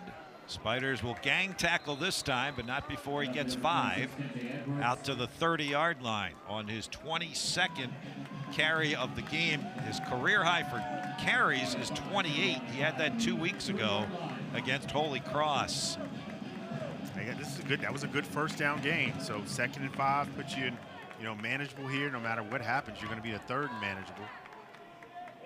4-man front for the Spiders. Edwards again bursts straight ahead, and there he goes again. Can anybody catch him? No way. They are not catching Kente Edwards. That's a 70-yard touchdown run, and it draws oohs and ahs from the crowd of Spiders and cheers from the crowd of Lafayette faithful. I tell you what, that's just a different level of athleticism because everybody knows where it's going. Everybody knows who's getting the ball. Everybody knows what's coming, and then just the inability to stop it just speaks to that offensive line, which I'm sure that's what Kente Edwards is going to talk about, but we're going to talk about Edwards because, again, the hole is there, but it's when he gets through, it's the next level. Nobody's catching him. It's like the second line has no chance. In back-to-back weeks, he has set career highs for rushing yards. There you see what he's done today. 263 and 2 touchdowns. His own personal mark lasted just 7 days. He had 260 yards last week against Colgate and 3 touchdowns. I want to know how he was just a special teams guy last year. That's what I want to know. Maybe that's why they were only 6-6 I'm like, my goodness, how was he not touching the ball every other play? Because they had another 1,000-yard rusher last year. In each of John Troxell's last 3 years here at Lafayette, he's had a 1,000-yard rusher. A different guy each year. Got to stay in your gap, got to stay in your gap, got to stay in your gap. You heard Coach Hughesman saying that, and this time there's 2 guys in 1 gap. TJ Baldwin gets blown out, and Lee Bruner, you got to know what you're dealing with. You got to know what you're going up against at this point. It's the 4th quarter. You got to be able to take a better angle than that. He's been this fast all game. You got to make the adjustment as a safety. That should have been a gain of 11. Instead, it's a 70-yard touchdown run. And now back to a 2-score game at 35-21 with 6:09 to go. Well, I will say I was wrong. I said you need 28. Well, I said you need 28 to be in the game in the 4th quarter. Yeah, so. You weren't wrong about that. Isaiah Dawson from the 1-yard line. 15, and he gets crushed at about the 17-yard line again. More excellent coverage by Lafayette's kick team. Keep waiting on the Spiders. They have different returns. They ran that return every time last week, ran that same return every time this week. Isaiah Dawson, we're struggling to get him the ball. If there's a chance to get him the ball, I'm using this kickoff return. I'm doing some different things. Officials put the ball down right in the middle of the field there at the 18-yard line. Kyle Wickersham remains at quarterback. Again, good percentage today at 9 of 12, but only 88 yards. They throw the 1 touchdown pass to Javion Griffin and the 1 interception on the deflected ball. On the run, he throws down the sideline. Diving attempt, but incomplete by Kwanye Vini. That's a tough one. That's one of, you wonder if he can totally extend and catch that without the cast on the hand. It's right on the fingertips. Yep. Penalty flag down on that play as well. After the play is over, personal foul, unnecessary roughness, offense number 73. Half the distance to the goal, the down will count. 2nd down. I just think in the offseason, if you're Coach Hughesman and coaching staff, that just has to be a point of emphasis. Well, we've been doing this a little bit, Bob, and we've seen Coach Hughesman team, we've seen other teams, and just, that's just that you can't have that. That's a culture thing. We were talking about it on a positive front for Lafayette and Coach Troxell. It is something that Coach Hughesman and the Spiders staff will address in the offseason. And I don't remember the player that I was watching on a video feed in the last couple of days, Chris, from a college team that was having the same problem. And his response to the media question about that was, it's a culture problem. It's not going to get fixed this week. It's going to get fixed in the summertime. In the offseason. In the offseason. Culture, right? Now that's amazing that he recognizes that if that was a player at that age. but that's absolutely what's got to happen. Those type of problems or issues, they're corrected in the offseason. They're corrected in the weight room. They're corrected at workouts you have as players when the coaches aren't around. Those conversations, we got to be better. We got to do better. We can't be in this position. Jamal Brown picks up 8, gives the Spiders a first down out to the 34. Wickersham fires that one to Vini. He makes the catch. Clock will continue to run out to the 38. I got a rough question for you. Because look, we've dealt with this, right? Transfer portal. If you're Lafayette and Edwards, that's got to be a concern, right? I know right now you're not worrying about it. You're not thinking about it. You'll deal with that later. But come on now, if you're a fan of Lafayette, we've all had to deal with it. We had some great players last year, and we lost a ton of them to the portal. When you have a guy like that, who looks like a man against boys out here on this field, you got to be concerned. Well, that was a great catch by J5, by Javion Griffin for 9 yards. And a first down out to the 48. I was thinking the same thing as he was running those 70 yards for the touchdown. I was thinking that. Now, he is only 5'9". It's probably why he's at Lafayette right now. And, you know, we heard the story from John Troxell, right?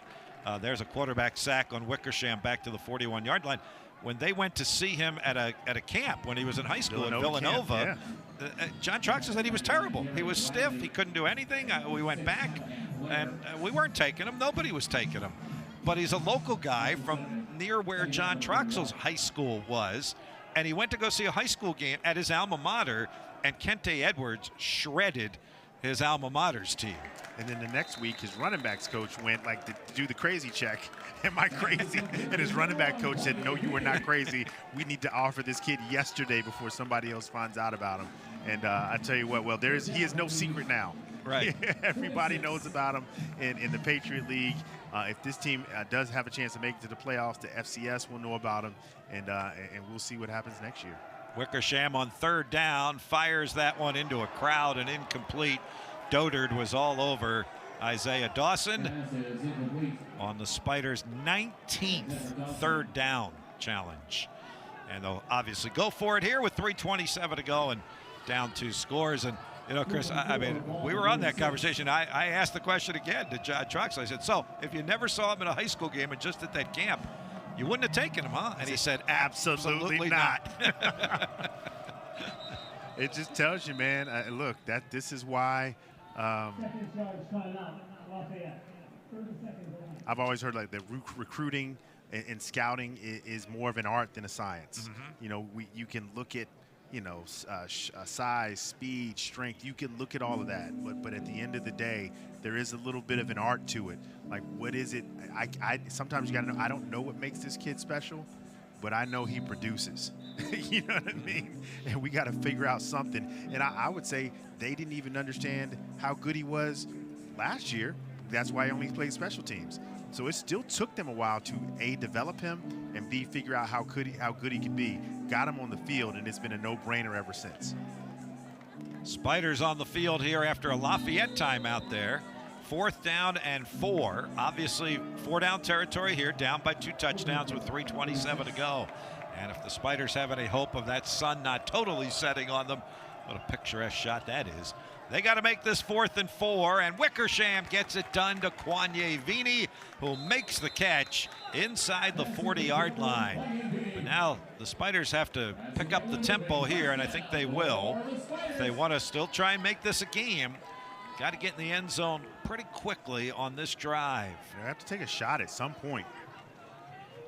From the Lafayette 37, Wickersham swings it out, and that one is incomplete, almost intercepted by Langen as it popped up in the air off of the hands of Jamal Brown. Stops the clock with 2:57 to go. Got to help yourself. Got to do the little things. Wickersham, you got to get the ball out. Cannot continue to hold it this long. And when he does get it out, guys got to secure catches. 2nd and 10. Wickersham way high and incomplete. I think he was looking for Javion Griffin. Jalen Edwards had him well covered. And it'll be 3rd and 10 with 2:51 to go. And this is number 20. Before you ask, Chris, before you ask. It's like there hasn't even been a 1st and 2nd down all game, baby. This is 3rd down opportunity number 20. Spiders are 6 of 19. Let's see if they can pick one more up, but you and I both know this is 4-down territory at this point. On 3rd and 10, Wickersham, under duress, throws it down the sideline and incomplete. He did avoid the sack back close to midfield, and it'll give the Spiders at least a shot on 4th and 10 from the Lafayette 37.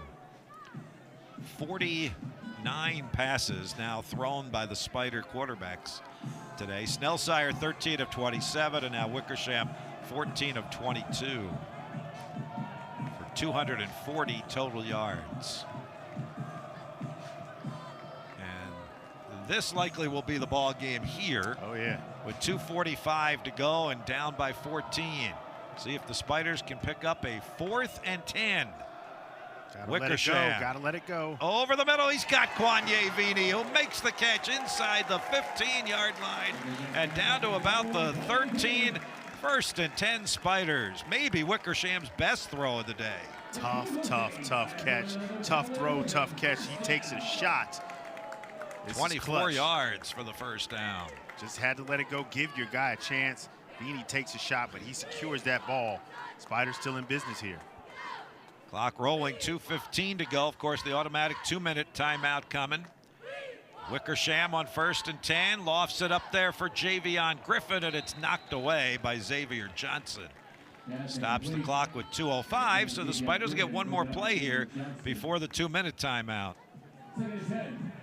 I like that play. I don't have a. I wonder if I would try that to the other side with Andreas Hill, taller guy, bigger guy. This is kind of what he does, and he had a shorter defensive back on him. But Andreas Hill at 6'4", and Xavier Johnson's going over there at 5'10". Man, I like this call, Coach. Wickersham looking, scrambling, running. If he picks up a block, he might be in business. He gets inside the 5. Should pick up the 1st down at the 3-yard line as we get to the 2-minute timeout with 1:58 to go. Kyle picks up 11 yards, and it's 1st and goal. Sense of urgency here for the Spiders to get it in the end zone and try and make it interesting at the 2-minute timeout with precisely 1:58 to go.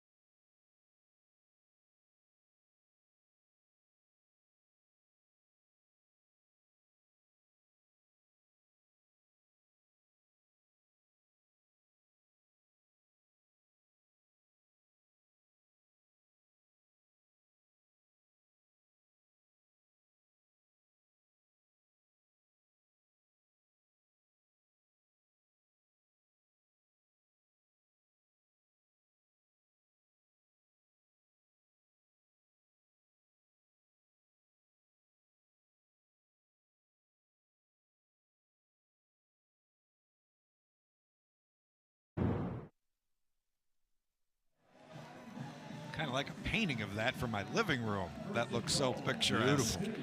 As we come back to the capital city of Virginia, here in Richmond, Virginia, 1:58 to go in the game. First and goal, Spiders at the 2. Sense of urgency to get it into the end zone as quickly as possible. Richmond has all 3 timeouts remaining. Trying to make it a 1-score game again. Wickersham on first and goal. Hands it off to Aziz Foster-Powell. They were waiting on number 3. Back at the 5-yard line. It's funny because the first thing that popped in my mind is, hey, you've got Wickersham in the game, so you don't necessarily have to give it to Aziz. You can keep Wickersham can keep the ball. This was our red zone offense at the beginning of the year. And you don't want to use the timeouts here, so you really got to go. Second and goal at the 5. Wickersham looking to throw for it over the middle, over the head of Andreas Hill. He was open on the back line of the end zone, but even at 6'4", he couldn't bring that one down. That's a tough one. I'm sure Wickersham wishes he had that one back because it was well run, well executed. Hill is wide open, just a little high on that one. And now it's 3rd and 5, so you got to get in the end zone, but you're also battling that clock, like you said. Stops with 1:28 to go. 3rd and goal at the 5. Again, trying to preserve those 3 timeouts, so if Lafayette gets the ball back, you could make them punt potentially. 3rd and goal from the 5. Wickersham again to the back line of the end zone, and again, way too high for the catch by a much smaller wide receiver there, 5'10", Kwanye Vini. And now Richmond's taking this thing to the limit. 4th and goal from the 5. With 1:22 remaining. Vini gave it a shot, really reached for that one. That back of the end zone can be tough to have the touch to get it in there because you need to have enough mustard on the ball to get it through the linebackers. 4th and goal from the Lafayette 5. Kyle Wickersham sets, looks, throws, touchdown. Back of the end zone, Andreas Hill. That one right between the 8 and the 1 on his uniform jersey, and the Spiders get the touchdown. Almost looked like the same play. The thing is, he was just able to keep it down on this one, and his receiver, Andreas Hill, who's really come alive the second half of the year. All he's done is make plays, and makes a big one right there to keep the Spiders in this game with an opportunity, with a chance with that touchdown. A lot of heart on that drive by Kyle Wickersham as well. Just stays with it. Important extra point by Olszewski is good. And now we've got a 7-point game again. And why not, Chris? Every Patriot League game the Spiders have played this year has been a 1-score game. There are 3 Patriot League losses by a total of 18 points. And every one they've played, win or lose, has been a 1-score game. I think there's no doubt here. Boom, there you see the play. Good call, good route executed. I think no doubt about it. I think the onside kick is going to be called. Going to be the move right here. See if you can get this ball back with 118 on the onside kick and make something happen. You have all 3 timeouts, but to your point, you might as well try and get the ball back as quickly as you can. And then you'd still have the 3 timeouts, and certainly Lafayette is thinking that as well, and the Spiders are lining up that way. They've got a lot of speed guys out there. Allen, Geronimi, Griffin. Somebody's always got to be the physical one, though. Yep. Speed is Al great. Sealman's out there. Yeah, there you go. Yep. And John Troxell sees the way the Spiders are lined up, so he uses the timeout. I think onside kicks work best where, it looks like the Spiders have all speed, which is fine, but I always like a couple just guys who are just going to sacrifice their body, blow somebody up, and give that speed guy an opportunity to get to the ball. And this is one of those things, you practice it, multiple times a week, and you may do it once or twice a year.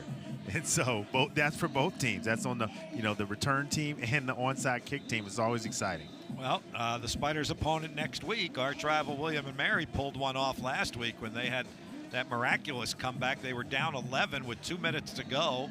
Got a touchdown, the 2-point conversion. They recovered the onside kick.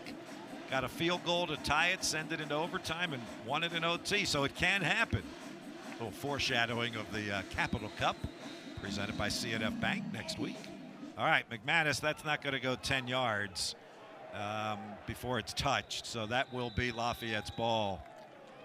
Got to kick it at least 10 yards, and McManus tried to put a lot of spin on it. Can't blame him for that, but never had a chance to go 10 yards. And Lafayette will take over at the Spider 43. Now, Richmond still has all 3 timeouts. It's just field position. Right. Will be a challenge for the Spiders.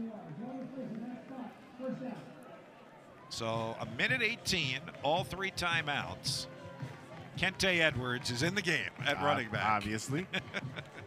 With 263 yards and 2 touchdowns. This is a no-brainer right now. You're going to put everybody you have in the box. They're going to run him, and you're hoping to get the stop and a timeout. Here's the first one. Edwards plows forward, keeps those legs churning to the 41. Pretty good stop by the Spider defensively, just 2 yards. Stops the clock with 1:12 to go. And you're going to have to do it 2 more times. Absolutely. You know, if you look at Lafayette's scores, they blew out Colgate last week, but they had a 1-score game at Holy Cross at the beginning of November. But other than that, they have been at arm's length from their opponents this season. We came in saying that, like, man, like they're 5-0 or 6-0, no, 5-0 in the Patriot League, but yeah, they weren't, just massacring people. Like, Lehigh has pulled away. It's been not even a question. Nope. A lot of Lafayette's games were close. You look at the Spiders, we had a lot of close losses. Lafayette had a lot of close wins. 2nd down and 8. Where will Edwards go this time? Not very far. Donovan Hoylett with great power and great energy in the last minute or so of the game. He looked so fresh and strong on that one.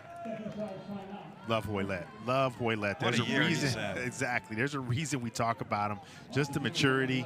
And Edwards is a great kid. I would say Hoylett, they came in offense and defensive players of the week. Like, Hoylett is that guy for us. I mean, when you talk to him, you feel the maturity. You feel there's everything about this kid is like, man, he's going to be successful no matter where he goes had and an what he does in all-conference life. kind of year, right? Absolutely. Yeah. But on the field, off the field, he's just that type of guy. Everything about him, you feel good about his character as well as his play on the field. And look, his story is told on a couple of levels. Remember, he was a linebacker a year or so ago and got moved to defensive end and has flourished there. And let's also remember he had the knee injury last year in the Wofford game that cost him the rest of the season, and worked so hard in his rehabilitation. And that's a great point. He's had a phenomenal year. So to come this far, it's amazing.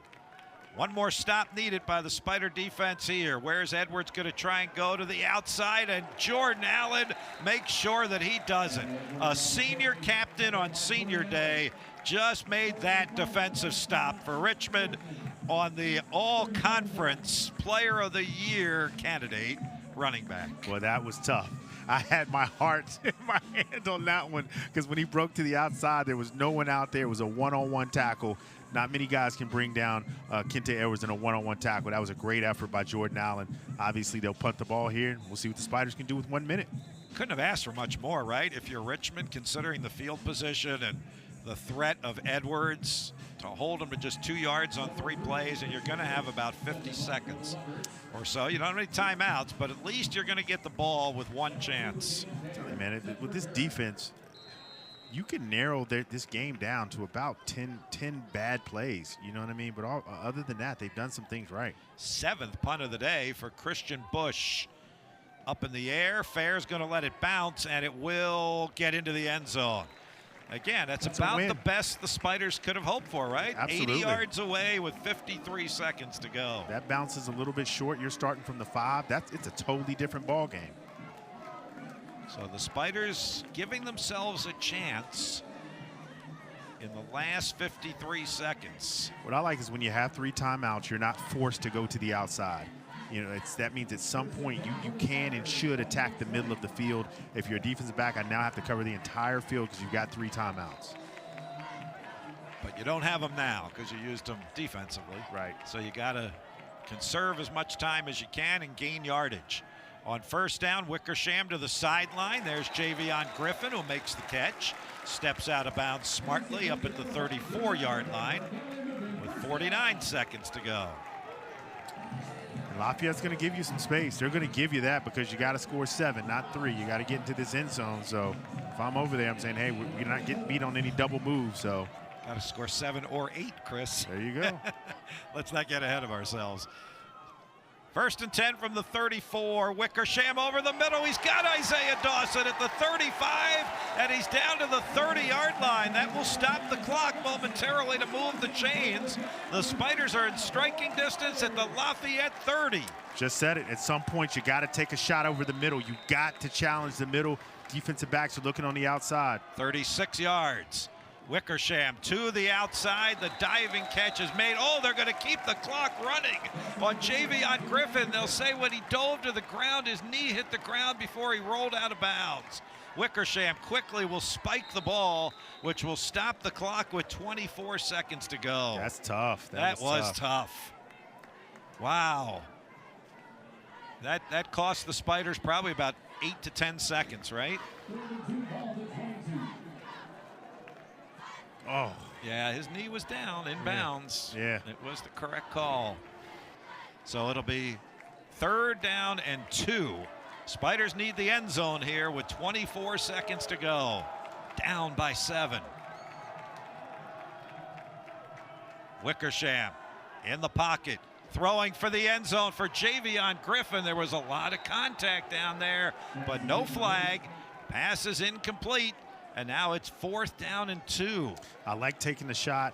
I will say, Javion Griffin, you got to almost make a referee call make that call in this position. You got to fight. You try to get to that call, get to the ball, make him make that call. So, Chris, is this end zone or first down for Richmond here? You have no timeouts. I think you can go first down and then still get to the ball and down it. 4th and 2 from the 22. Wickersham going for the first down. Griffin makes the catch. Clock will stop momentarily to move the chains. It is a first down. Spiders are right up on the ball with 15 seconds to go. Wickersham under center will spike it. The Spiders will have 13 seconds. They are 2nd and 10 at the 16-yard line. How about this finish? Gotta love it. I like Andreas Hill up top. He's been doing some things. He's special down in the red zone. Let's see what they have here. We haven't seen Andrew King. That was the magic last week, getting him in a position where he was going on against the linebacker. But I think they like Jamal Brown in here because he does pass protect very well. 13 seconds to go. Spiders down 7. Wickersham sets, fires over the middle, incomplete. Diving attempt by Kwanye Vini. That would have been a first down, which would have stopped the clock long enough to get at least one more play off. You got 9 seconds to go here, Chris. Maybe time for 2 plays. Absolutely. And it is 3rd down. Spiders can get a first down at the 6. I think in 9 seconds, I think you might need to go for the end zone. I don't think you have enough time to go for the first down. I think it's 2 plays, incomplete or touchdown. 2 receivers to the right. That's Dawson and Hill. Griffin to the left. 3rd down from the 16. Wickersham loops it up for the end zone, and it is incomplete. Javion Griffin went way up in the air to try and grab it. Xavier Johnson had a chance to end the game with an interception. Instead, we're going to get a 4th down with 4 seconds to go. That was a great ball. I mean, that was a great ball. You can't throw it in. I mean, you put it right there, give your guy a shot. He just mistimed that jump, but that was a great ball. The corner was really kind of not in position to make that play. That was a good ball. What will the Spiders do? 4th down, 4 seconds to go. They need 16 yards to the end zone. Wickersham sets. He throws it over the middle, incomplete, looking for Isaiah Dawson. And that will end the game on the incomplete pass at the goal line. Boy, everybody hesitated to come on the field as if the game was over. I think they were looking for a flag. Yeah. And it's funny because no flag. Lafayette, they thought for sure there was too much contact. They were looking for a flag. They thought there was a flag. Their pause, look at their reaction. So there was something.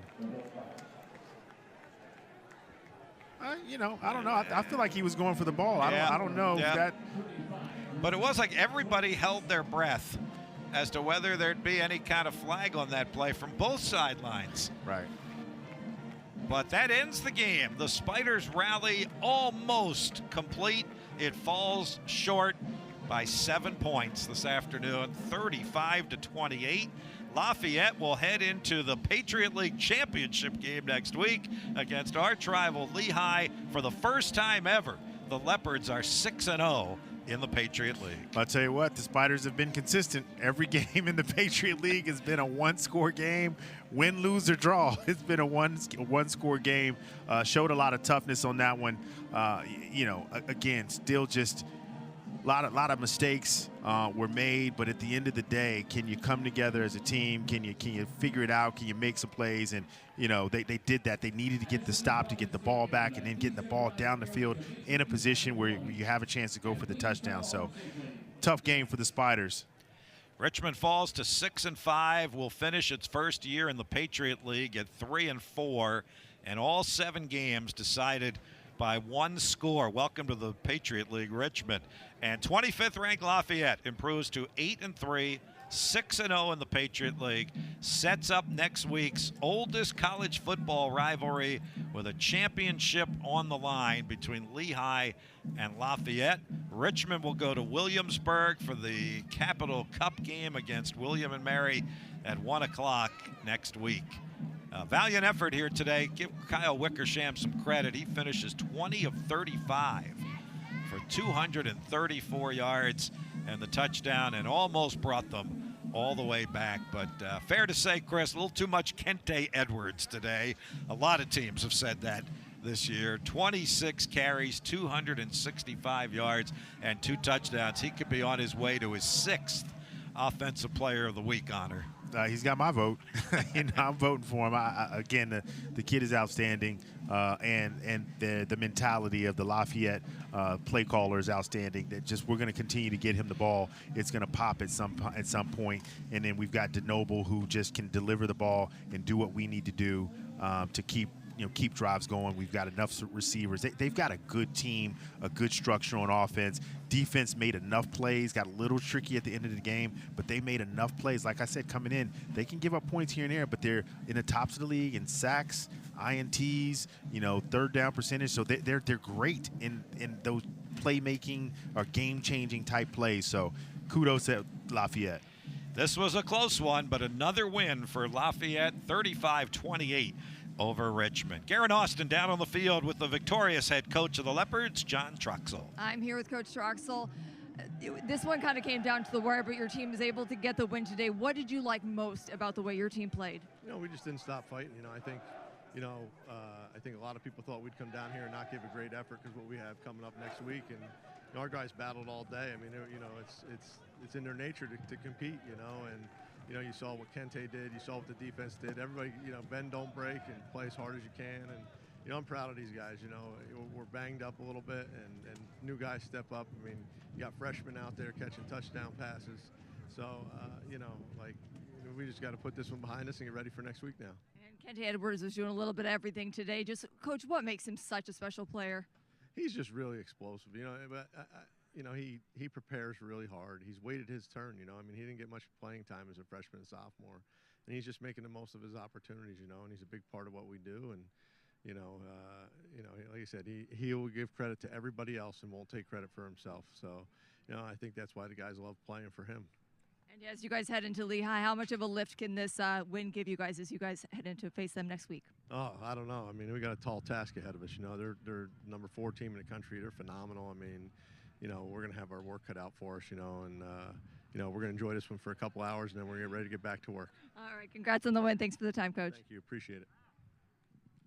John Troxel, as Lafayette improves to 8-3, first time ever 6-0 in the Patriot League. They will go into that Lehigh game having won 3 in a row and 5 of their past 6. The Patriot League couldn't ask for any more than that game next week. Man, that's as good as it gets, right, for the Patriot League. To come down to that rivalry. Again, we said it earlier. I'm going to continue to speak it. I think College Game Day needs to take a look at that for, a possible option. again, we've spoken about this team. We played Lehigh early. We know that's a special type of team as well. I like their maturity, their talent. I feel like Lehigh has everything you need to be a great team. They've got a good quarterback. They've got a dominating offensive line, and they've got guys who can rush off the edge. Lafayette has Kente Edwards, you know what I mean? And a defense that makes plays and a quarterback who's consistent. It's going to be an amazing game for the Spiders. Got to find a way. We also are rolling into our rivalry. Got to be excited about that.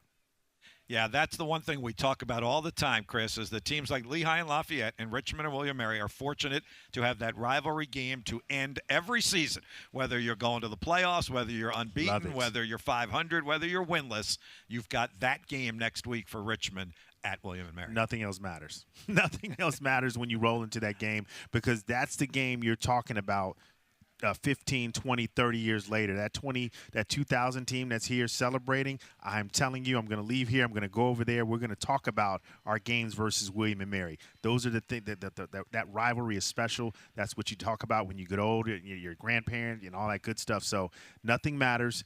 Get to practice, get ready, and figure out a way to get it done next week. We are on our way. That will do it for our coverage of today's game. We thank you so much for tuning in. Next week, it's Lehigh Lafayette at Lehigh at 12:30 on ESPN+, Richmond at William & Mary at 1 o'clock on Massive. Thanks to all the hardworking folks who helped make our telecast possible today. Thanks to Beckett Sobel here in the booth, keeping our stats, Blake Ellett directing our telecast, and our outstanding Spider TV crew that's been with us all season long. Now for Garrett Austin on the sideline and Chris Anderson in the booth, Bob Black saying so long. Your final score one final time, Lafayette 35, Richmond 28. So long from Robbins Stadium on the campus of the University of Richmond. This has been a production of Spider TV and a presentation of Massive and ESPN+.